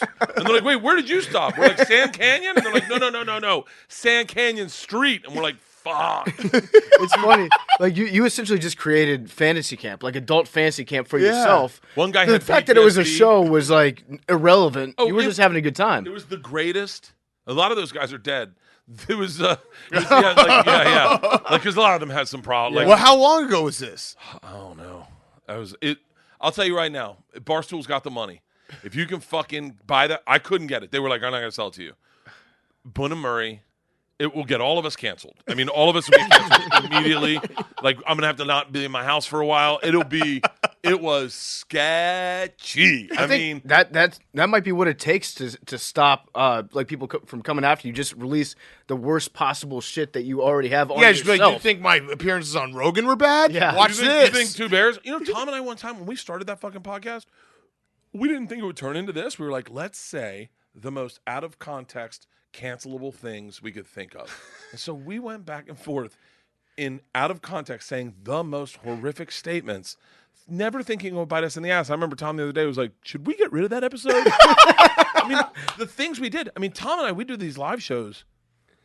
we went into a dominatrix's house, and we were just gonna. I don't think Tom knew what they did, and I did. So they're like, "Hey, put on this thong." So I throw on a thong, and then they're like, "Tom, put one on," and he's like, "No."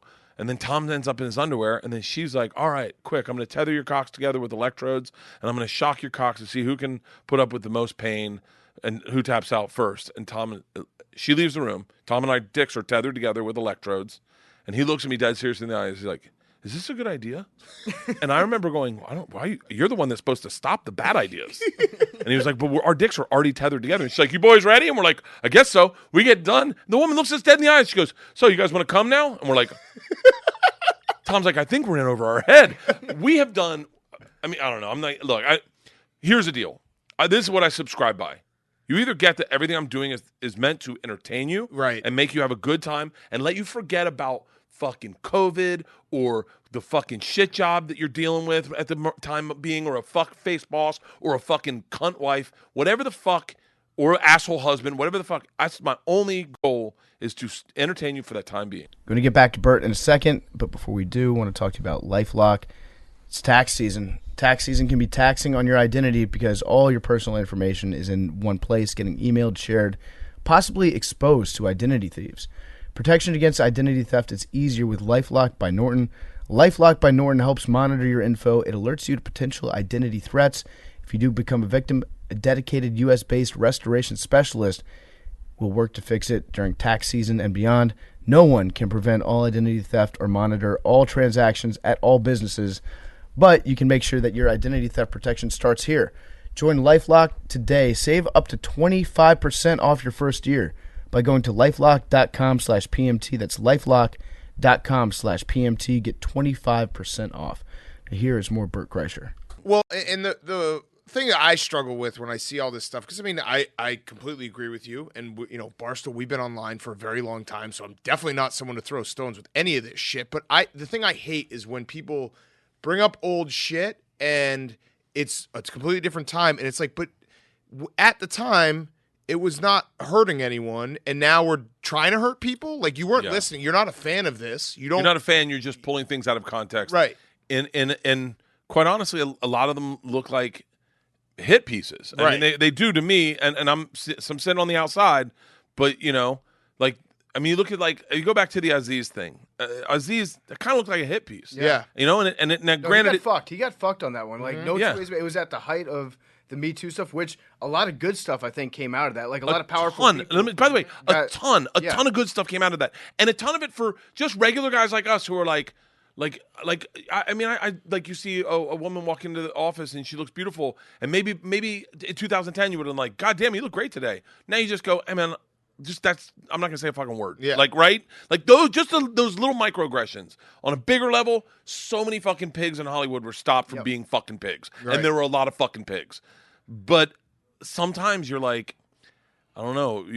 I guess you gotta burn the fence down to burn the house. I don't fucking know. Yeah, it's a weird time. His thing was like, he had an awkward hookup one time, and then they wrote an article about that. And I think for me that was like, I recognized it at the time. I think a lot of people didn't though, and they threw him into the lump of like, he's basically Harvey Weinstein. It's like, no, he just tried to fuck one night. Yeah, and they didn't get along, and that's the end of the story. But yeah, I think that with Rogan, it's like, once you reach a certain point, once you have a big enough following, then people are like, well, they need to stop listening to this guy. It's they crazy. didn't care when it was smaller. No, they didn't. But by the way, it's crazy to me because I will say, I've said it out loud. I'll say it a million times. Joe Rogan's one of my best friends. I absolutely adore that guy. I know him to be a lot of things. A racist is not what he is. I can promise you that. He's a lot of things. Trust me. The guy's fucking flawed like all of us. Yeah. He's a fuck. That's actually, I think, like the point that everyone misses. Show me a perfect human. Doesn't exist. Doesn't exist. It doesn't exist.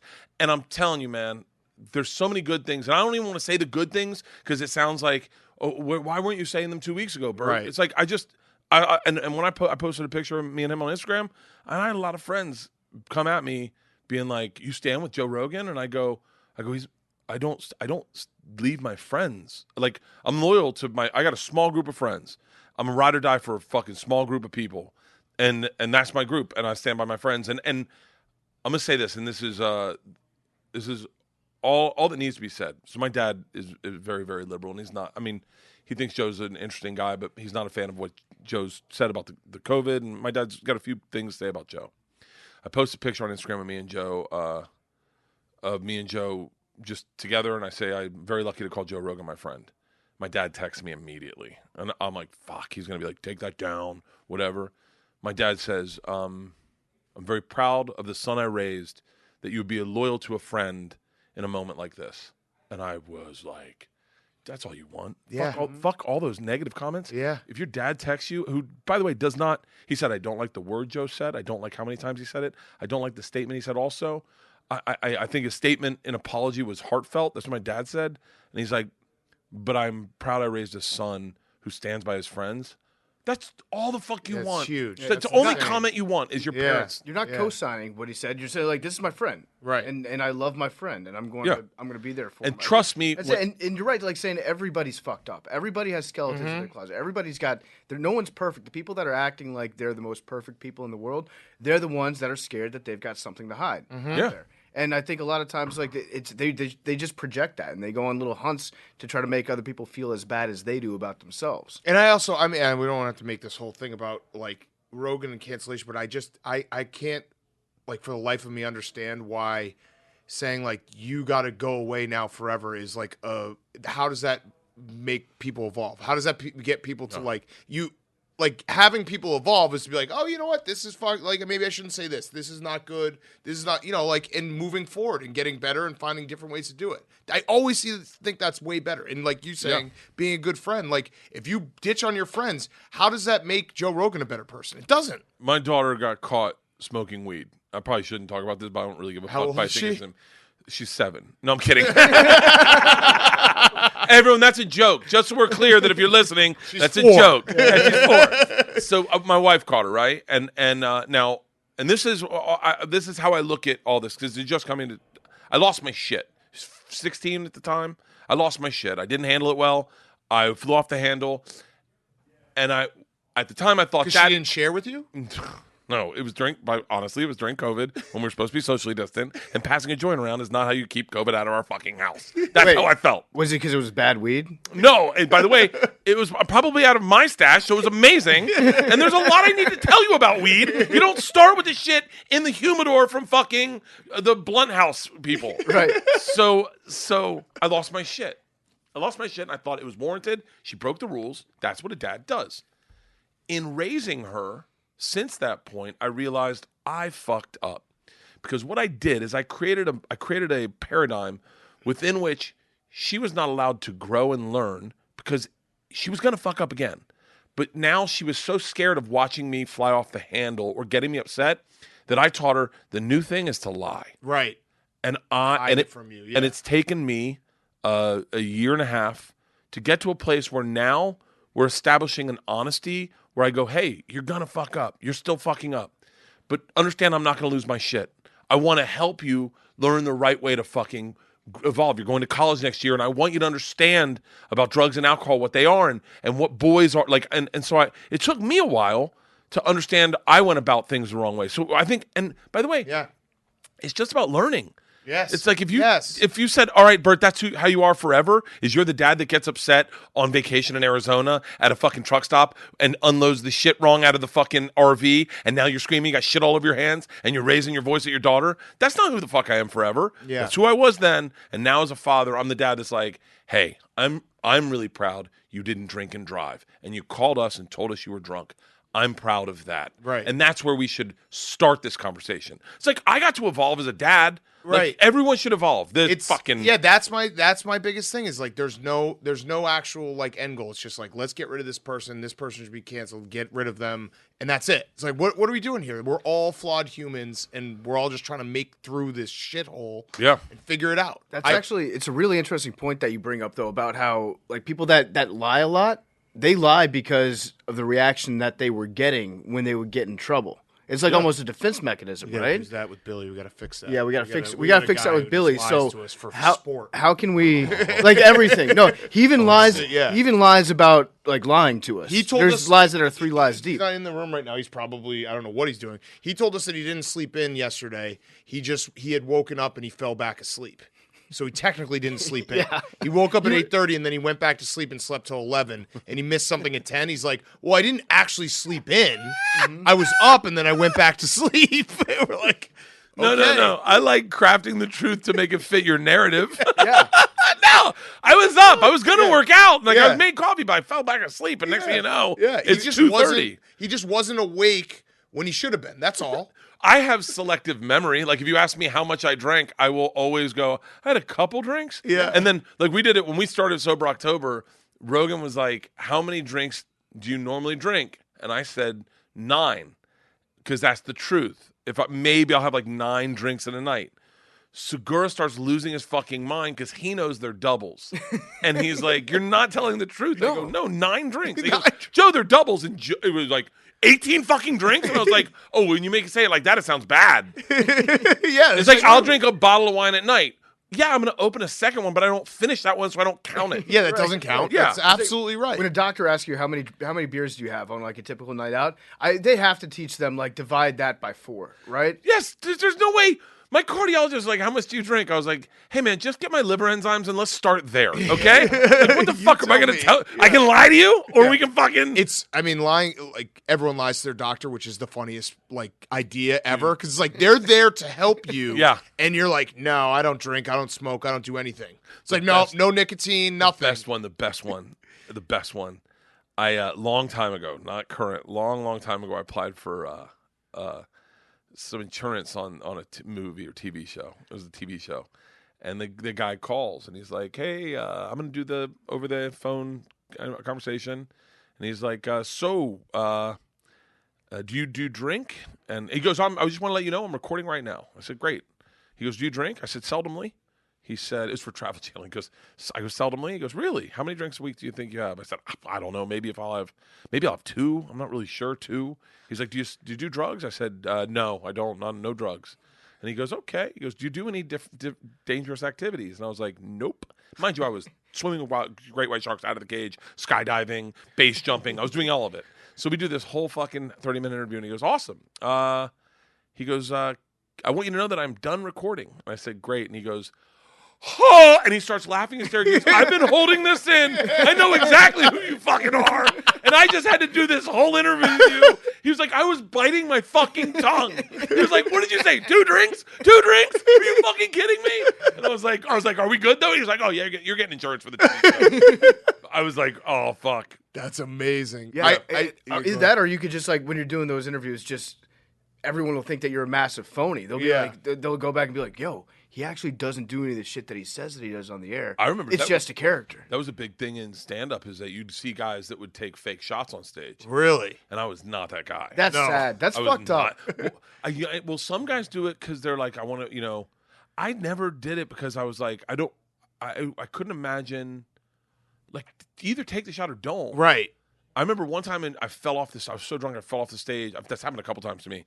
But in D.C. So I fall off stage in D.C., and I come back the next time in D.C., and I'm walking past the ticket booth, and this girl's like, I was here last time, and he fell off the stage. He was so drunk. Is that going to happen again tonight? And I was like, oh, my God, that's what I'm going to be known as, is the comic that's so I go, I'm in the green room. I'm going to come to Jesus moment. I go, no booze tonight. No booze, no shots. They send a shot. No, I tell the waitress, no shots. Get on stage, and there's already shots getting sent to the stage. I go, I'm good, guys. I'm good. I'm going to get through some material, and then, we'll talk. Now there's like fucking 10 shots on the stage. And I go, okay, listen, I'm going to be fucking really honest, okay?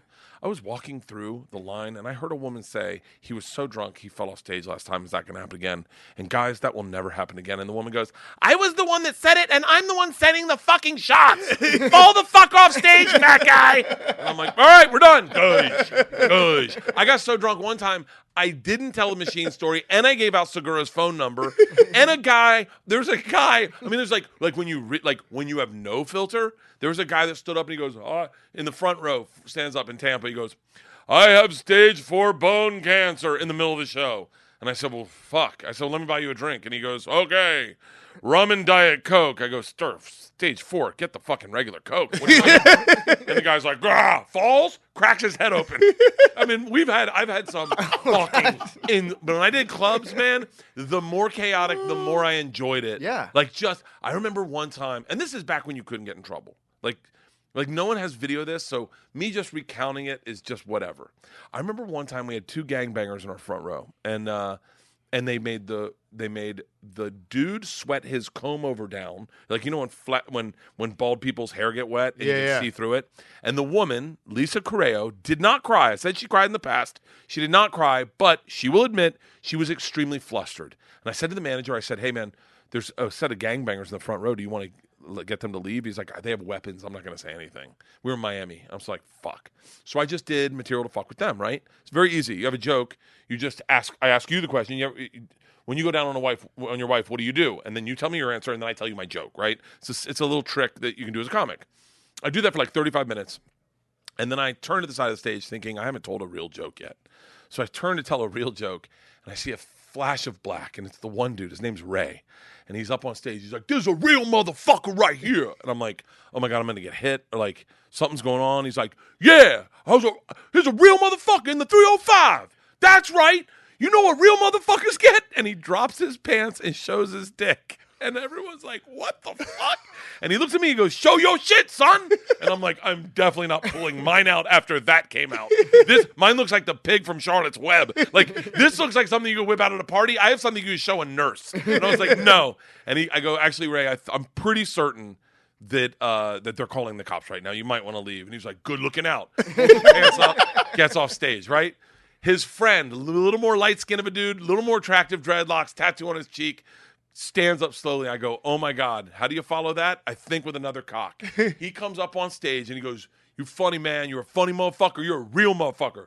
Drops his pants down, also shows an equally big, less dark cock, and he goes, "Show your shit, son." And I'm like, I'm definitely not showing it after you two. And I go, and as a matter of fact, I am certain they've called the cops by now. You may want to catch up with Ray and see if you can get a ride. He goes, "Good looking out, son." I look into the audience. I swear to God on my children, they are sitting with a hairless albino. And I said, "It's so funny. Out of all the cocks tonight that I've seen, sir, yours is the only one I'd pay to see." He slowly stands up. The room starts going crazy. Like, shut. Gets on stage, drops its pants. It is huge and hairless. It looks like a lighthouse in the fog. Place goes nuts. Drop the mic. I go, "That's my show." After 35 minutes, I get off stage, party with them all night long. It was the fucking... Holy fuck. That was when comedy was fucking dangerous and fun. Now, I mean, it's still dangerous. It's still fun. It's just words, but... back in the day, man. That's incredible. Fucking, you go to the Miami Improv, people get stabbed at your shows. That's just a crazy fucking story. Wait, you said earlier, like, this is the top 5 drunkest I've been. What's the drunkest you've been? Good question. Thank you. Probably doesn't remember it. He's going through. It's No, like I have- computer I searching the wanna files be right now. accurate because there's been some ones like there's been some ones that don't count where you're like I got drunk in Austin, but that was because we were drinking all day, and then I thought we were in San Diego, and I believed we were in San Diego because I've been doing this deprivation. It was a long story, but the top 5 drunkest I've been probably sadly are the last couple episodes of Rogan, which is really scary. Like the last time I did Rogan, I was so drunk, I don't remember what we said for the last 2.5 hours. I have no recollection. but it's off to me because I still don't see him as like bigger than CNN. I still just see Joe. Right. You're No, right. to He's a friend to you, the people yeah. that understand the show, and I'm not like a massive fan of Joe. I've listened to him Yeah. every now and again. I think he's immensely talented at everything that he does. But he's just like a person that has a show. Yeah. And he happens to have the biggest audience in the world that he's built over time. It's not like there's no way for somebody to like grow that audience and be like, now I have to have all the responsibility in the world because then the show changes, nobody listens. He's just himself. Yeah, and if you don't like it, you don't like it, and that's fair too. And that's what catches me off guard. Is like we did the show, we got high, we got drunk, we did I think 5.5 hours, and I really honestly don't think anything. Cause I know my heart, and I know I don't have any hatred in my heart, so I'm not going to get caught up saying something mean spirited. I don't really fucking follow politics at all, so I don't know if he brings something up. It's probably me just listening and nodding. I mostly talk about comedy. That's all I ever want to talk about, or make people laugh, or tell a story. So everything's kind of insular. But I got home that next morning, and I mean, I got fucking wasted. I ended up in Austin on stage. I did stand up, and then these Navy SEALs put me in a car, and they took me back to Segura's house, and then broke into his neighbor's house to get me to his house and put me in bed and then woke me up and I don't remember any of it. I got on a plane and I was like, I said to my wife, I was like, I didn't drink at all on the plane. She was like, you smell like booze. Like, I think you're still drunk. And I was like, I think I am too. Like, I didn't need to drink on the flight. Mm-hmm. And then we got, and she was like, how was Rogan? And I was like, oh, it was fun. I was like, same. I don't remember much of it. And then someone was like, dude, what did you say? And I was like, why? They're like, they took the episode down. And I went, and your heart sinks. And right. And I, by the way, I could not recollect anything I said. Not one thing. Not one. I don't remember any. Like, people started texting me going, hey, thanks for the kind words. And I was like, cool. I guess when I get drunk, I'm sweet. I was like, I just like a lot of people. Yeah. So I must have said nice things about everyone, but like, I don't fucking know. And I was like, maybe I said that COVID was created in the lab. I don't know. I can see it coming out of my mouth. So they took it down and then they put it back up, but sliced it in 2 episodes. And I was like, I'm certain there's something missing out of the middle. In a weird way, what they're doing is making people want to listen more now. Yeah, like we took the episodes down. Now I'm like, I want to know what's on those fucking episodes. Listen, here's the thing. I mean, not to harp on my buddy, but like, I listen to it all the time, right? I love the podcast. There's some I don't listen to. Yeah. Like, there's some I just go. It's every podcast. Yeah, that's not my thing. Like, I listen when my thing is on. Like, what you guys had fucking Taylor Heineke on, right? And yeah. You guys were talking, and I'm interested in his views on the change of the name to the Commanders, because I personally like the Washington football team. I thought that was a cool old school way to do it. Yep. But then he gets in and he was like, "You talk shit about me one time," like that. I listen to that, right? Yeah. But then there's other ones where I'm not like. Trust me, you guys get Trevor Bauer on, I'll listen to that fucking episode. Yeah. I'll listen to that episode because I'm interested in what I followed that through the news thread. But like, if you get fucking. Like, if you had, I'd listen to Johnny Hecker. That would be an episode I listened to. But like, there's certain athletes I'm not. Right. That's everyone. Right. And you can't like every sport. Like, are you going to the game? No. I know we're gonna probably air this after, but you have the Rams hat on. Yeah, I'm full blown Rams. No. So I'm a Bucs fan because I grew up in Tampa. I'm a Bucs fan, diehard. But I live in LA. My kids are Rams fans. My wife's a Rams fan. We have Rams season tickets. So we are a Rams family, like right. Because that's our team. But you know, deep down inside, I've been a Bucs fan since like when you could sit shirtless watching the game in the old sombrero and spit tobacco on the floor. So like, I mean, I remember, awesome. Dude, that was like, oh, if my dad went to church and I didn't go to church, he'd just name one buck that he just go, yeah, it's crazy. Doug Williams showed up to church today. I was like, what the fuck? He's like, yeah, that's why you never know, man. You got to go to church. It's like, can you believe that Jimmy Giles came to church? I was like, shut the fuck up. Him and Leroy Selman did what? Are you serious? Dewey was there. And are you still like diehard Seminole? Like I mean, it sucks. I that's a school I love college football. And I would put Florida State in the camp of like, that's a team I want to be good because it's just more fun. So very complicated. When the Rolling Stone magazine article came out, the school disowned me, and they tried to fuck me. They tried to get me not to graduate from Florida State. The president at the time, not a great guy, not a fan. What's interesting is his daughter had been in Playboy, so you'd think he would empathize with a kid getting caught up by some national magazine. Did not. And they tried to get me to disavow me and get rid of me, and they failed me. I walked. I mean, tell me if this isn't some underhanded shit. I walked behind Work Done. So they named, and ladies and gentlemen, Work Done. The place goes fucking nuts, and the guy's like, Bert Kreischer. And so I'm in the shadow of Work Done. Doesn't matter. I fucking walked, right? And I sat next to Work Done the entire time. Yeah. In the whole fucking graduation. So I had this complicated past with Florida State where I was a diehard Seminole fan because I'd never sensed a civic pride. I grew up in Tampa. We didn't have that. Like, if you grew up in Boston, you were like, fucking Red Sox, bro. You know? New York, you're like, where in New York? Bronx? Okay. You know?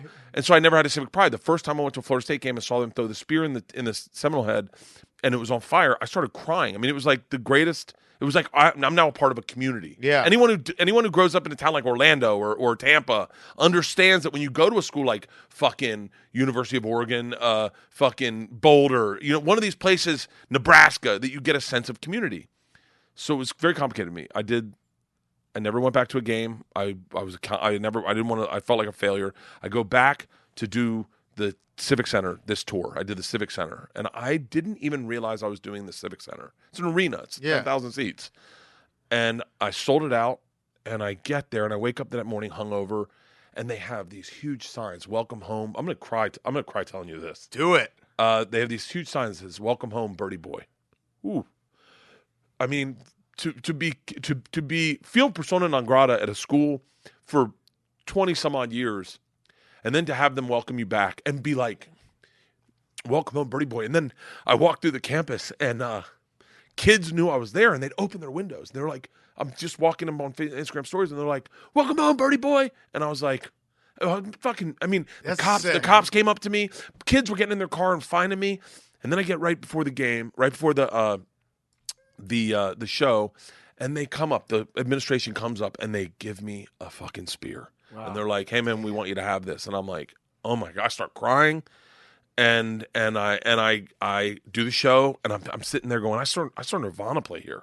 I saw Smashing Pumpkins open for Nirvana in this Civic Center. I saw Bobcat Goldthwait here. I saw fucking Adam Sandler here. Like, and I'm doing what they're doing, and then they get done, and I fucking grab the spear, fully aware of fully aware of my surroundings, and they're all doing the chant. I go grab the spear, and I lead fucking 10,000 people in a chant with the fucking lights out and their camera phones, highlights on, and I get done, and I'm just like, totally could get canceled for that. Does not fucking matter. Yeah. Does not fucking matter. One of the greatest moments of my life that, I mean, to this day, I never wore Seminole shit. I would, but I always felt weird when I put it on because they didn't want me at the end. Well, it's almost like you wanted to be a part of them, but they didn't want to be a part of you. So you felt like it's strange if you have it on because it's not like reciprocated from them. Yeah. Right. It's like fucking talking good about a chick that slept with someone else, and you're like, I don't want to talk good about her, or like I just want to, and or said I don't love you anymore, and please lose my number, and then you're like, how can I talk good about her? I mean, I still love her, and then when they welcome me back like that, man, they got me forever. That's awesome. Awesome. It was the greatest. It was one of the greatest experiences of this tour, but of my life, and the fucking coaches reached out, the fucking strength. I mean, everyone that worked there reached out, and they're like, "Hey, man, if you want this, if you want that, please come by, please stop by." Bars hit me up. "Hey, we got a private room for you." The kids really overwhelmed me that the kids knew who I was. Like, I'd be walking around, and they just open their dorm windows. Dorms I lived in, they'd be like, "The Machine," and I'd be like, "Shut the." It was the greatest. It was the coolest moment of my adult life. I've so much that I was like.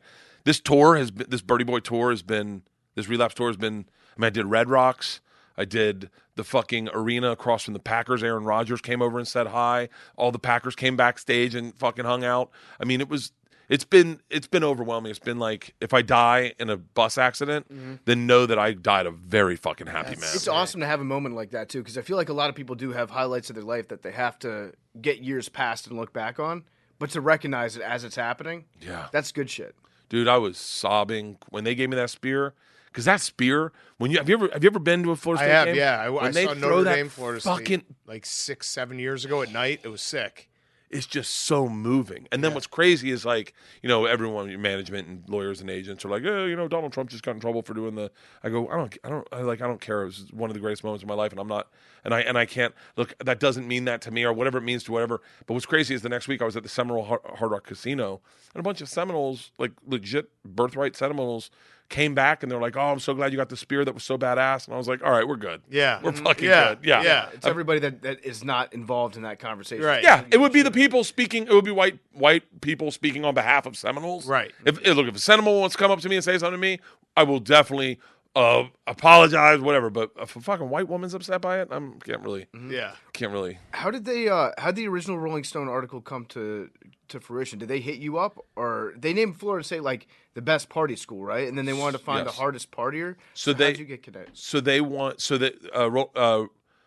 The Princeton Review does this, finds the #1 party school every year, right?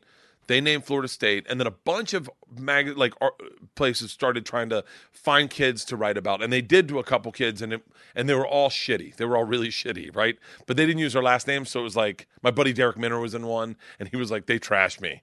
I didn't know anything about this. I'm always oblivious to anything, and Rolling Stone called, and one day, and they were like, they'd called 5 different heads of organizations and said, "Can we hang out with one dude? Who would it be?"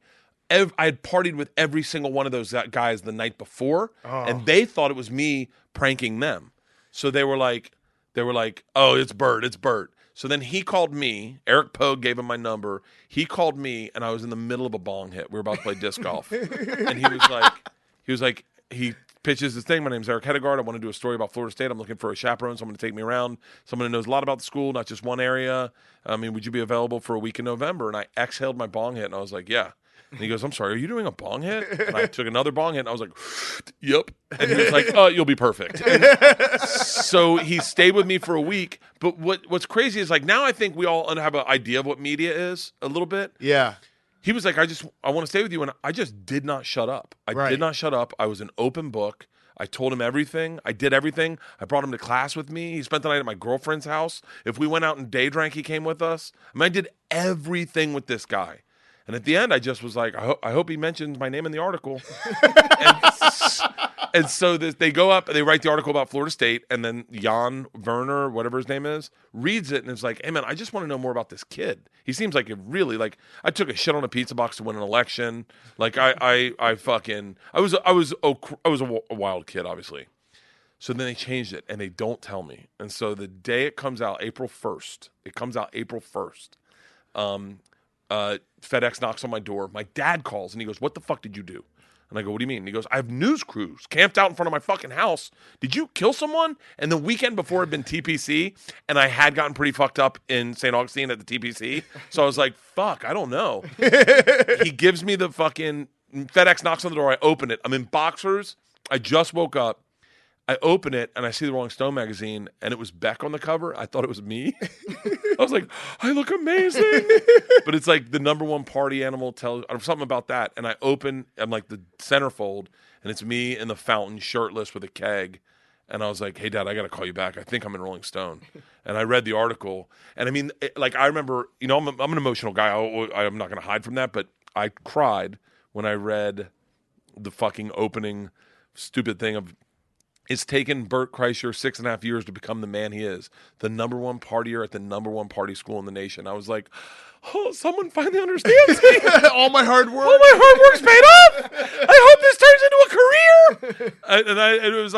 It changed my life. It changed my life over fucking night. I mean, dude, it was like fame, and that was when fame was like, you could not get fame. Yeah, right. Did you have anybody come up to you and be like, hey, man, I saw that you were ranked number one partier at the school. My buddy parties way harder than you. And, like, introduce and try to, like, get his friend to show you how much harder they party than you? The offensive line of the Florida State Seminoles was at Yanni's one night. And they're like, and I walked in, and they're fucking all there. And they're like, hey, we got to see it for real. And I was like, what? And they're like, line them up. Come on, frat boy. And so I sat with these dudes who were all younger than me, by the way. I was like fucking 25. They're fucking in their 20s, 19 years old. So I fucking murdered these dudes. I mean, I'm a fucking grown-up at the time. I should have been teaching their classes. And we just started putting back shots, and I was like, and this other thing is, like, for whatever reason, like, I don't show up places drunk, so whenever someone wants to, like, challenge me to a drinking off, it's always like, I've never had anything to drink. Like, there was this girl one time in Indianapolis who was like, we used to do this thing where if you went to the bar and you were topless, you got half off all your drinks. So I'll show you the pictures, but man, when I did clubs, we go to the bar and everyone would be topless. Girls, guys, everyone's topless and everyone's drinking because it's half off. And this girl was beautiful. I come upstairs, she's topless, and she's like, I'm going to outdrink the machine. And I was like, bitch, I haven't started drinking yet. I wouldn't do that. It had just started snowing. She's topless with a tremendous rack, right? Tremendous. And she goes, I'm going to drink you under the table. And this is back when I thought Fireball didn't count as a shot. So I go, line them up. So we get 9 shots of Fireball, and I just go, goosh, goosh, goosh, goosh, goosh, goosh, goosh. And I'm like, all right, catch up with me. Next thing you know, she's getting carried out of the bar, still topless, and I run down, and they're getting ready to put her in a car. It's snowing. And I go, they got like her jacket on top of her, and I go, hey, are you okay? And she was like, I couldn't do it. And I said, you know why? She goes, why? I said, because I'm the fucking machine. Don't ever challenge me. Put her in the car. Get her the fuck out of here. I'll show you a picture of her. She's fucking hot as shit. Oh, man. People that would challenge somebody to a drinking contest are never sober when they do it. Yeah, you know? They see you, and they're like, okay, I'm a little bit drunk. I can do this. I can take this guy on. But if it was, maybe you could have been beat if somebody was like sober and came to the agreement with you ahead of time and scheduled it. Yeah, well, but also they're never gonna understand the place I've gotten to and I can get to where I can't catch the buzz back, and I'm Right. just drinking to see if I can catch the buzz again. And you're just going like fuck, like on an airplane, going like, do you have anything stronger than fucking Heineken? Like, I just want to fucking restart the buzz, and I've still got fucking 13 hours till we get to London. You know, so yeah, I don't. But I right now I'm just trying to make sure I can live forever. That's all. Well, I was just Forever. Pickle yourself. Yeah. Yeah. like I just right now my maintenance is live a lifestyle so that you can party, because I love the feeling when everyone's like, hey, you guys want a beer? Like, I love that energy. That energy. Yeah. It's like a first kiss. Yeah. It's like, and I don't get first kisses. I'm married and I'm faithful, right? So like, I don't get first kisses. But I take that back. I was in a movie and I got to kiss my wife on the movie. It was different. But I like that, keeping yourself in shape so that you can keep partying forever. Yeah, it's like look at the fucking competitive eaters, Kobayashi, whatever his name is. And Joey Chestnut. They're not like, and then you go, oh, you just do this to get down. Yeah. I wish I could get into weed more. I'm not. I can only take a couple hits of weed and then I'm. Yeah, we were actually just talking to Jimmy about this. Weed's too good. Gotten too good. He got way Yeah. too good. We need to bring back bad weed. I think. I got Jimmy buzzed. I got Jimmy fucked up a bunch, and I got Jimmy fucked up a bunch. Did he show you the video? No. We go to this fucking bar. And you know Jimmy Tatros, who we're talking about. Jimmy is a quiet guy in real life. He's a very quiet guy. He's a very shy guy. He's not like this. What you think of his character of being. Mm-hmm. And so he's pretty subdued. And so we get this access to this. It's I don't even know. It's like a fucking vaudeville where the girls take their clothes off and dance, and people come out in characters, and like all of a sudden the Joker will come out, and we get this private booth, and it's everyone in the movie, and they start bringing us fireworks and champagne, and I'm kind of having a good time, but I look over at Jimmy, and he is ear to ear smiling, and he's going, "This is the best night of my life." And I'll send you guys the video, and it is so, because he's just going like this, and everyone's like throwing money at, they give you fake money to throw at everyone, and this fucking guy's dressed like the Joker, and he comes into our thing and sneaks on the catwalk and jumps off, and Jimmy's just ear to ear, "I fucking love Serbia." Yes. I fucking party with that guy a bunch. Yes. All right, you got to run. I know you got another interview. Oh yeah, it's been incredible. Yeah. By the way, welcome. We'd love to have you back anytime. Please, let me tell you something. I've been fucking fans of you guys for a very long time, I take it as an honor to be offered to be on this show. So thank you very much. And we're gonna have Tom on too. Yeah. Yes. Tom's the one you can talk to forever. Yeah. Yes. Anytime I'm the you want. fucking lunatic. Tom's the good interview. Yeah. No, anytime you want, you're back on. Yes. Awesome. Thank you guys. Thanks, man. Bert Kreischer was brought to you by Bird Dogs. Shorts are back. What good timing. Bird Dogs are back. I'm wearing my Bird Dogs today. Not only do they have shorts, but they've also got joggers. They're awesome pants. Bird Dog makes quality clothes. They're my favorite shorts in the world. They're the only shorts that I wear, and their joggers are the best joggers that I own. They feel like you're wearing a cloud. You can go to birddogs.com, enter promo code PMT. They're going to throw in a free Bird Dogs Patagonia-style beanie.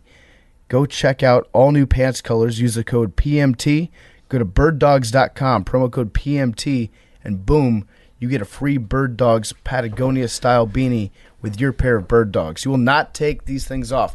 They are the best pants. I'm just going to say, they're the best pants in the history of the world. I'm wearing them right now. Are you? Yes, they are so comfortable. I love Bird Look at that. Dogs. Look at my I love ass. everything. That's a good ass. Thank you. They're Bird actually, Dogs, you know what? That's the best ass in the history of the world because they're in Bird Dogs pants. Yeah, and I'm going to throw it out there. I'm going to shout out our guys at Bird Dogs. I hate pants that don't have at least one pocket with a zipper. Yep. They have the zipper pocket. They actually have two, and it's great. Put my keys in there. Yep. All my valuables. That's where the keys go every day for me. Same thing when you're wearing the shorts. You don't want the keys falling out. If you take taxis in the morning, if you sit down on a subway bench on your way into work, the last thing you want is to lose your keys. The zipper pocket solves all those problems. Go to Bird Dogs, and you can go to birddogs.com, enter promo code PMT, and they will throw in a free Bird Dogs Patagonia-style beanie. Okay, we're going to wrap up the show with a little Monday reading story time, and it is brought to you by our friends at Roback. I have a Roback question for you, Hank. Put in promo code TAKE at Roback.com, RHOBACK. Best golf gear around. It Best really anything is. gear. I love the shirts. 20% off your first purchase. It's little tip for anyone out there. If you are a guy who needs a little bit of fabric to cover up some things that are going on in your body, Roback is great for it. It's got they're super comfortable. They're not restricting. It's the perfect shirt. So go to RHOBACK.com. Use code TAKE for 20% off your first purchase. Also, Roback was created by an AWL, Sam Hubbard's cousin, who I met in LA. Great dude. So support someone who supports us with Roback.com. Use code TAKE for 20% off your first purchase. I want to say that those sweatshirts are probably the official line of clothing for assistant coaches in the NFL. Yeah. Because at the Combine And in PMT. Indy, and PMT, but at the Combine in Indy, we were wearing our Roback. We were walking around at the bars and restaurants that we were going out to. All the assistant coaches in the NFL just wearing Roback gear. Yes. Everywhere. Yes, it's true. All right. Hank, you have a Monday reading for us. I do have a Monday reading. We took this actually from within. This is from the Part of My Take DM account. It's from Part of My Take. Not sure who sent these, but they are sent to the Liver King, whoever that is. Maybe we can get some context. First message: Hey Liver King, any interest in doing social collabs while you're in New York? That was not answered, and then it was followed up with, would love to have you come to the Barstool office, maybe even for an interview. We are the largest sports podcast and would love to host you at Barstool HQ. No answer. That was Tuesday at 4 o'clock. Then Tuesday at 6 o'clock, he replied to a Liver King story who was in New York and said, that is right by the Barstool office. No answer. Then on Wednesday, he replied to another Liver King story and said, Liver King, would you like to come to the Barstool HQ today? It would be great for you to promote your supplements and do collabs with Barstool Sports. So that was from the Instagram. And then on TikTok, if you clicked into any Liver King's videos, here are some of the comments from all the TikToks he's posting. This is like Jerry and TJ Watt. I love this. Liver King, would you like to stop by the Barstool office? You're scared of Billy football. Oh, you went with that? I think that was like Memes. that. I think Memes was trying to help him out by maybe switching up the... I like by that. getting aggressive. Curveball. Yeah. Billy, you did. Oh, I'm sorry. Whoever that was that happened to be sending the previous DMs Could have been any of was us. really giving the wet suck on that one. Yeah. And then, this was a comment. You got to neg him a little bit. This might have been Jake with all the exclamation points. It said, Liver King, offer still stands, exclamation point. Come to the Barstool office, exclamation point.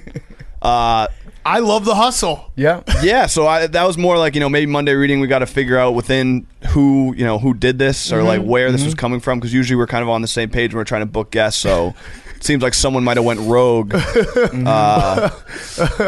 Well, I told Billy, too, before I wanted him to save his Liver King story, so this is a perfect time. You did tell us the whole background for Maybe people who who is don't. the Yeah, who Liver the King? fuck is Liver King? Okay, so Liver King is a guy who lives on the Liver Ranch somewhere in Texas, I think. But he's in an ode to his Where early does he come? How do people know him? ancestors. TikTok? He's a TikTok guy, Instagram guy, super jacked. He's on Fit Talk. Like He looks fitness kind of like TikTok. he looks like a mix between Dallas Braden and Julian Edelman. Right. Exactly. He's a guy with a big beard, jacked. And basically his whole philosophy is he preaches sort of primal early human living, and that we need to revert back and eliminate some of the stuff from the modern world that is making us weaker and not as we should be in the eyes of our early ancestors. Like medicines. Yes. So like, and fully cooked meat. Yes. so Yeah, he's got like it. paleo on steroids. Yeah, imagine like But yeah, literally. a paleo Also, extremist. He's paleo on steroids and also steroids. Yes. Yes. But basically, I saw he was in New York City, and I've been working on the Part of My Take TikTok. Go follow the Part of My Take TikTok if you can. Give some views. That'd be much appreciated. They can. Tell him. Yeah, go follow. Yeah, Part of My follow Take it. on TikTok. Offer still stands to follow Part of My Take on TikTok. Yes, Yes. please do that. So I was sort of left to roost in New York, and I was sort of looking for stuff to do. So I saw You were roosting. I was roosting. You're sitting all on the you're other roosting. Okay, yeah. So he was in New York City, and he preaches about simulating hunts. So Liver King likes to simulate hunts, and he simulates successful and unsuccessful hunts. Basically, he works out, and he either eats after it if it's a successful hunt, or he doesn't and does like a prolonged fasting period if he doesn't have a successful hunt. So he's invented working out and then eating a meal. Yes, Got it. exactly. Deconstructed. Exactly. And he has a bunch of he has 9 primal tenets, which hopefully, if Liver King does come on the show, he'll tell us more about. He seems like he's interested. Yeah, can you see it? Can you give us a couple? One of them is basically you can't sleep with any Wi-Fi or electricity in your room because it messes up your sleep waves. You have to sleep in total darkness and simulate the sun going down. A lot of weird stuff. Sounds like a trip chamber. Yeah, I like that. And a lot of it is based off of eating nose to tail, basically a lot of animal organ meat. Okay, and he makes his. I saw a Sounds couple awful. clips. He like makes his kids eat this shit too. He preaches working out. So basically, I decided to do a simulated hunt of the simulated hunter. Right. Liver King. So Liver King's in the city. I was bouncing around looking for him. He'd post somewhere and then he'd leave, and it was sort of a little cat and mouse game through. So I had some time on my hands, so I simulated hunted Liver King. So I finally caught up to Liver King on Friday. It was about 4 days of a simulated hunt. I did a simulated fast as if I was hunting the whole time. Wait. What's a simulated fast? Well, just pretended to not eat? Exactly. Okay, I simulate fast all the time. Just as like the early ancestors wanted. Yep. So I finally found Liver King. He was sort of having a gathering for a push-up contest. As one does. Whoever could have but basically it was really kind of, I think it's really funny. But there was guys who showed up at this push-up contest who were hardcore Liver King, following all the ancestral primal 9 tenets. So not you. Yeah, so you're not even close to like a top 10% Liver King fan. No, I'm like, there are people farther into Liver King. It was kind You're of like ridiculous. a normie fan of him. You're not like an OG. Yeah, Name 3 of his albums. Yeah, if you love right. him so Exactly. You just know his hits. So I show up there just like to talk to Liver King, try to basically, I wanted to do TikTok collabs with him, build the TikTok. It would have been great for both of our socials.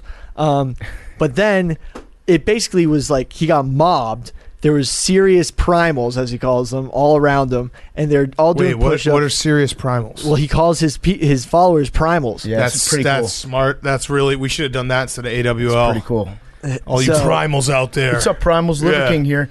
So wait, is he the Liver King? He's not called the Liver King because he has like a really giant liver or anything. No, because liver is king. Basically, he believes that liver is, organ meat is something that we don't consume in our regular day life, and it's going to make you jacked. I only worship one Liver King. That's John Daly, now and forever.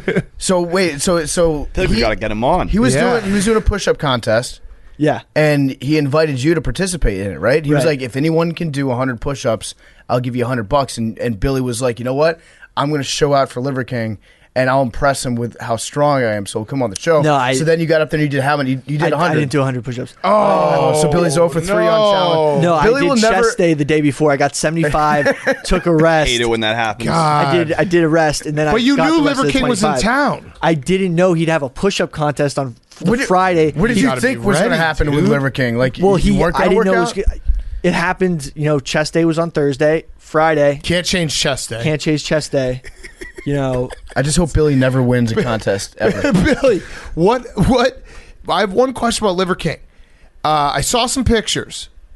Kind of a short dude. Well, you see, he didn't go through the agricultural revolution, so he's still the size of the early ancestors. so he's tall for his He's era. tall for his era. Yeah, Got it. He's Okay. It was honestly. If That's what you need to do, PFT. I'm from a Just different start era. saying that you're actually. you didn't go through the agricultural revolution. Yeah, wait, how tall is he? Is he shorter than me? He's I He mean, looks short. honestly, it's kind of crazy. There's like almost like a Christ allegory. It's like he is the Let's go. body. What? He's the Yeah. Let him embodiment. cook. Let No, him cook. he's the embodiment of the early ancestors on Earth, and he gives sacrament as pieces of liver. So after everyone did the push-ups, which was like prayer, he started giving out liver, like for everyone to eat. I was like, Did you wait a eat second. some? Yeah, I did eat some. So it was 26 degrees when this all happened, so the liver was frozen at this point, and also our hands had just gotten off the floor of Times Square, and we were all just barehanded eating liver. Definitely built up the immune system doing that. Yep. But the Wait, liver but definitely if powered he's through. if he's from a different time, wouldn't he die from being around other people? Well, that's a good question. No, The liver thing. because his immune system is kicked into high gear by living as our ancestors did. Exactly. So I think he's healthier to begin with. Yeah. So But that didn't we're probably- really work for Native Americans. We're probably going to die being around him. Yeah. yeah. Did you get to speak to him? Yes, I spoke to him. Did he speak English? He did speak Did English. he speak? I would imagine he speaks some kind of liver language that we can't understand. Grunts. There was a lot of grunting. But he was a pretty cool dude. I talked to some of his people, and he's going to be doing a podcast tour soon. So hopefully, Of course he is. So how is that? Now, Liver King's got a media agent? Yes. That doesn't seem very... And security guards. Well, the big plot hole in all this is Liver King lives as our ancestors did tens of thousands of years ago on TikTok. Yeah, Yes. right. But right. by mastering the algorithms With an as our agent. ancestors did. He's got the same agent as Jimmy Fallon. Yeah, But yeah, it was, we should get him on the show. I would love to interview Liver King. Yeah. The guy is fascinating to me. He's Why just not? an interesting guy. The fact that he lives that kind of lifestyle, it's just interesting. Now, Billy, when you were DMing him, did you stop to think for just like a second? And like, maybe I should stop DMing this guy after the 5th time he didn't respond to me. Well, he probably doesn't check his phone a lot. Listen, I think that's great hustle. If it's a passion, like obviously you can't do it to everyone, Right. But Liver King, I'm going to make an exception. I think that's you're allowed to harass Liver King in the DMs. All right, so Johnny Davis is actually really hurt. I don't know what happened to him. This is bad, Jake. Have you found anything, Jake? I feel like you stopped looking. No, I've been looking. I haven't seen anything. I just don't want to misreport. No, he's very, very hurt. This is all brutal. On his own power. Billy, Yeah, that, but that you're doesn't on mean one anything. of Liver King's TikToks. Yeah, I know. You're in the background, and these are all the primals that came out to see Yeah, him. those are the primals. Yeah, I stopped. These are some primal men. Yeah. Well, it kind It of. looks like prison, honestly. Oh, no, but this is what happened. They were doing the $100. He started getting $100 to anyone who can do 100 push-ups. Then all these guys started coming out of the woodwork. He's like, I can do 100 push-ups, and they just like non-primals were doing 100 push-ups for $100. The best part Out is with that lower body injury. It's very vague. the best part is when the push-up contest starts. Billy is just like looking around at all the bros trying to go faster than everybody. You like turn into like a little contest to see if you could outwork him. I fuck. love it, Billy. I gotta get pumping There here. was a lot of primals. These guys probably did chest day the day before too, but they're still going. I know. Once I saw all these dudes started to take their shirts off, and then I was like, okay, you know what? I'm gonna keep my shirt on. It's getting a little too primal. Yeah, Billy would hate that, hanging out with a bunch of shirtless bros. All right, well, good job, Billy. I love it. Hopefully we get Liver King on. Would you say he's your top of your list of guests you want? He's up there. He was attainable. He came to the city. Right. Well, There's- clearly not that attainable. Because Well, he had he's- to hop on the plane. He was leaving right That's after what that. that's what they all say. Had to really? hop. Let me guess. He just had a flight like an hour from now. Yeah, in 2 hours. Oh, Yeah. that's a thing. I mean, it's Oh wow. pretty easy. I saw him walking around Brooklyn yesterday. Yesterday? No, I'm just kidding. That would have broken your heart. Fuck. I got lied to by the Liver King. Liver King shouldn't take planes, by the way. No, he should That's illegal. he That should be illegal. like grab a bird. Yeah, that should absolutely be illegal. Liver King, no planes. Seen running in the tunnel. You can see him running in the tunnel. There's a video on the broadcast, or someone videoed him running in the tunnel. I don't know what that means. All right. Well, I guess we'll find. I'll have more. We'll have more on Wednesday. But this could have. Dr. PFT has diagnosed it as a facial / head / neck Okay. injury. This would be just like I was having such a great college basketball week, and then just can never have nice things. And just a quick shout out to everyone who's like, I can't wait till Wisconsin loses in the tournament. Yeah, they will. I don't care.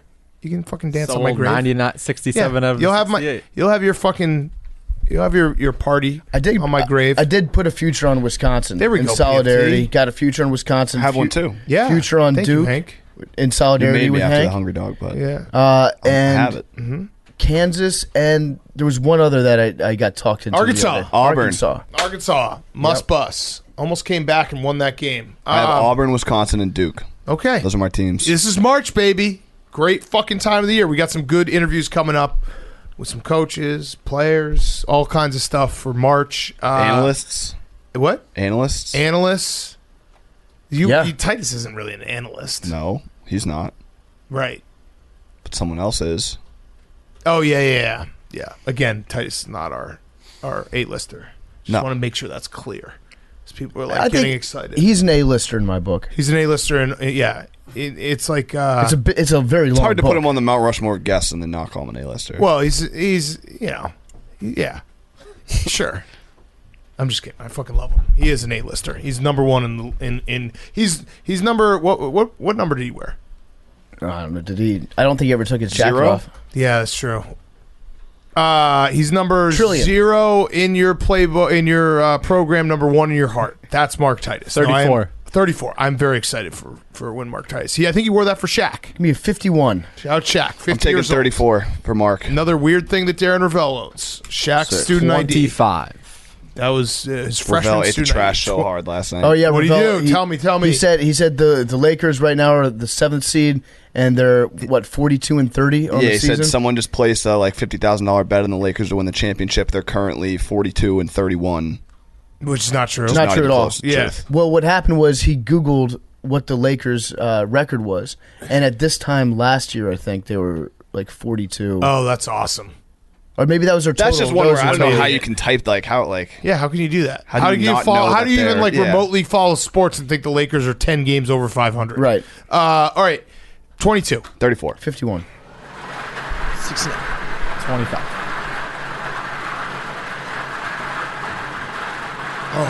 Brad, what are you doing with that shot? 76. New number. Oh, new number, and also not Scoregami. good after we talked about the Eastern Conference, Hank. Love you Doesn't guys. mean anything? So corgis have a dominant gene that makes their legs short. So if you look up corgi mixes, they all have tiny legs like corgis. Love you guys.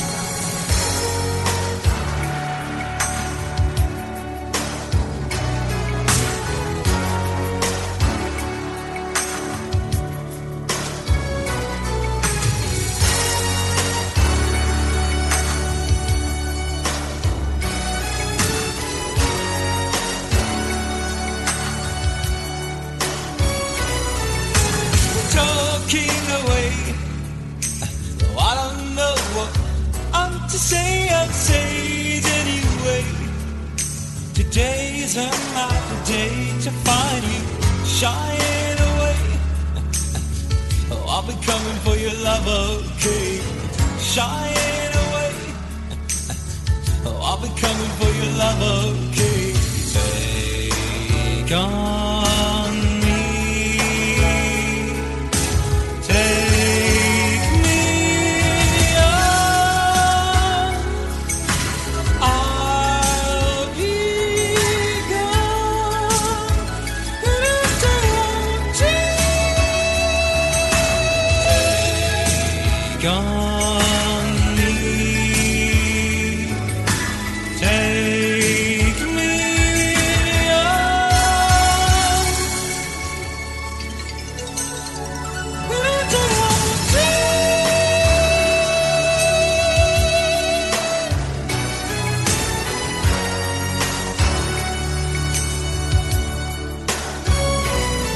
Needless to say, I'm on sentence, but I'm being stolen away.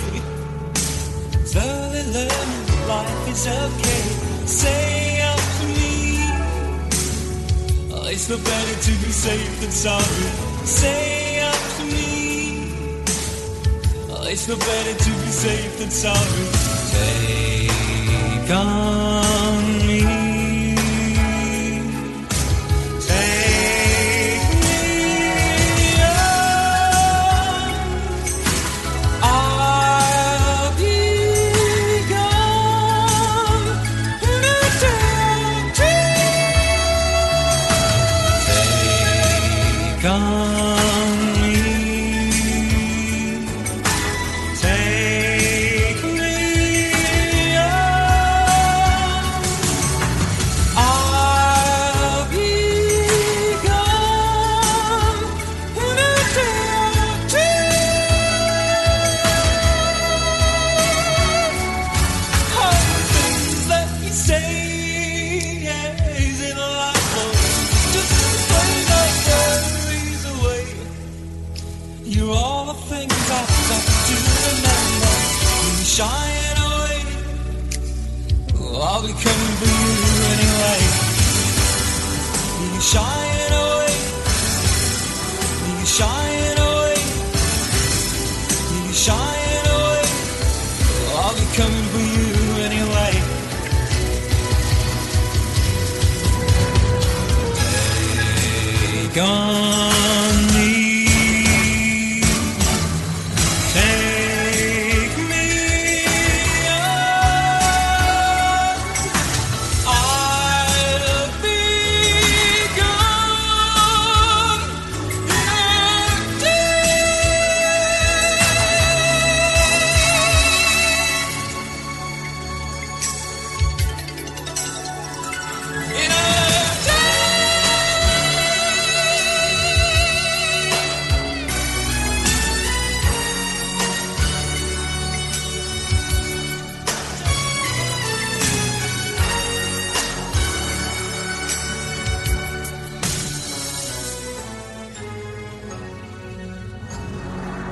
It's Pardon My Take, presented by Barstool Sports.